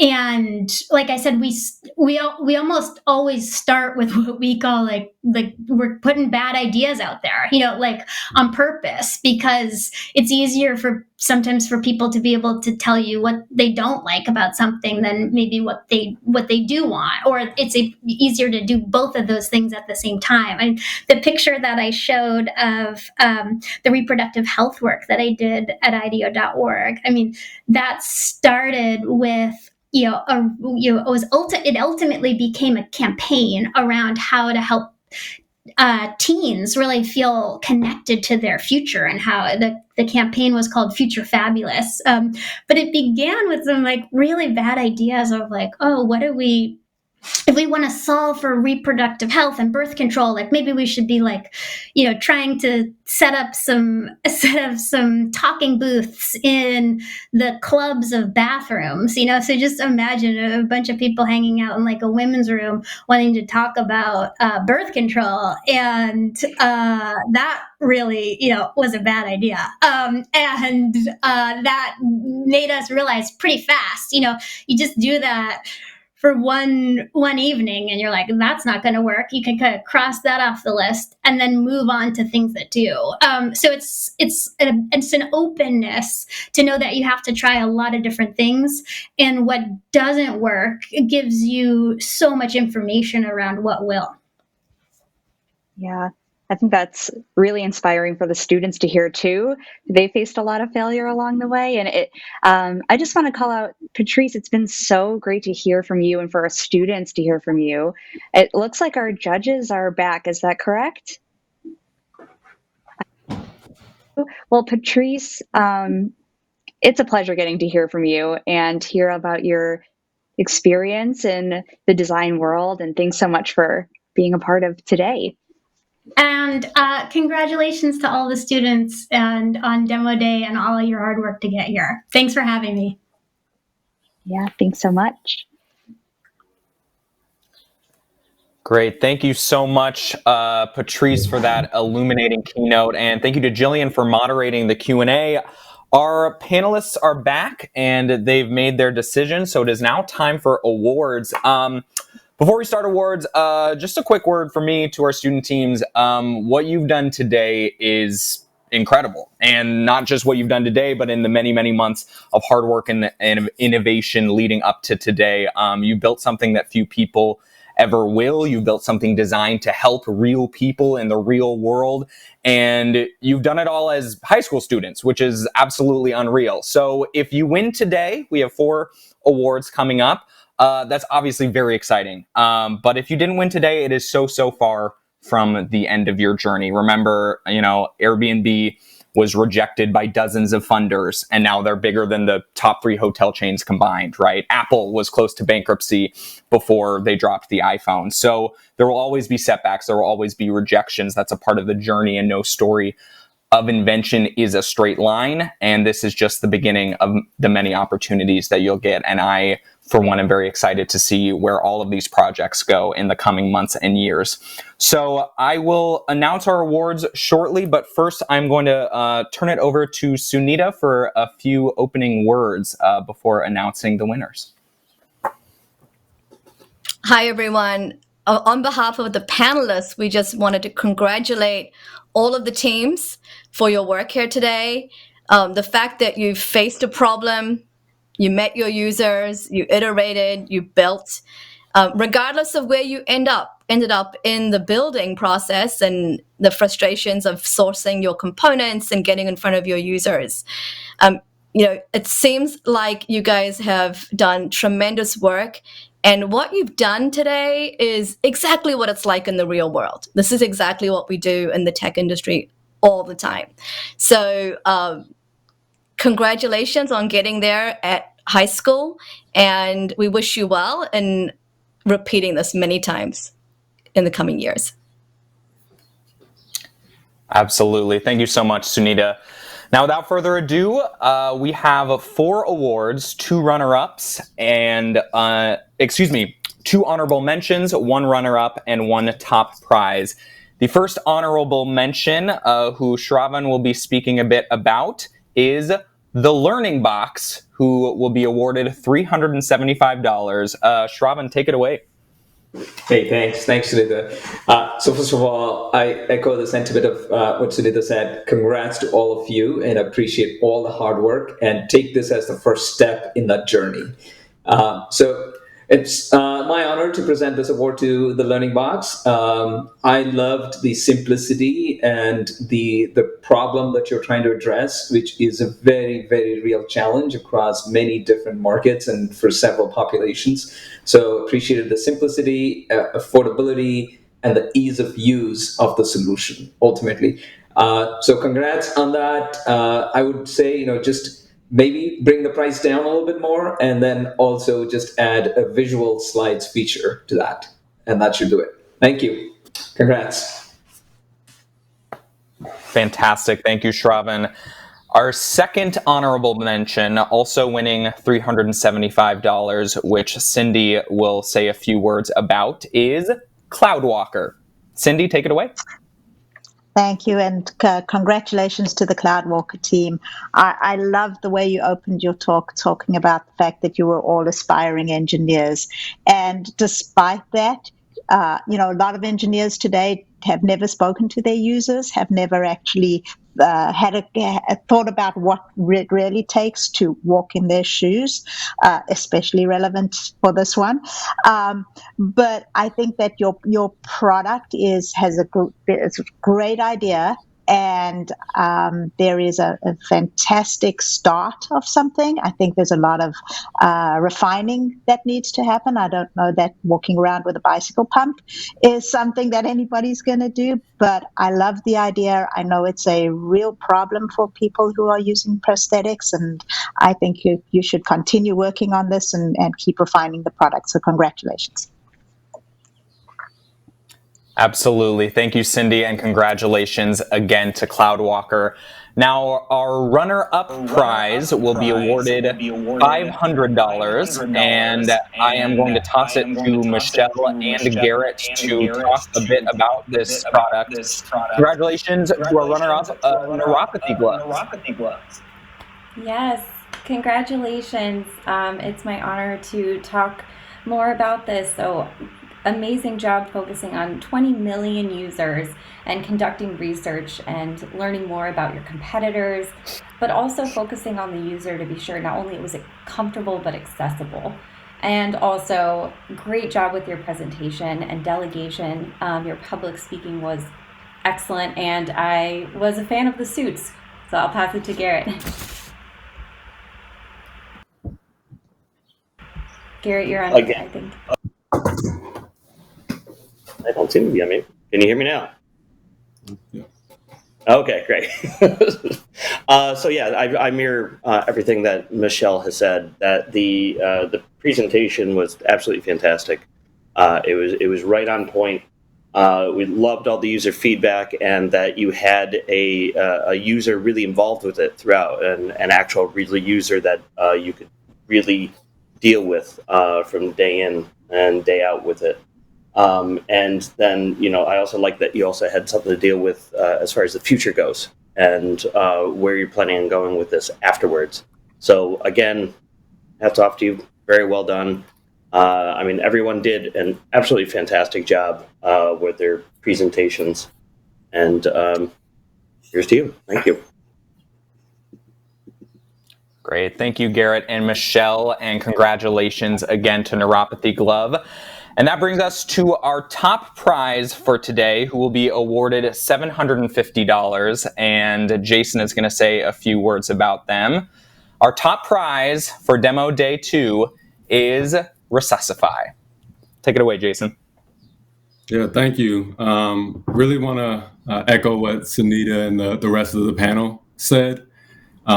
This was an awesome and amazing experience. Grateful for the opportunity to be here and hear all these amazing pitches.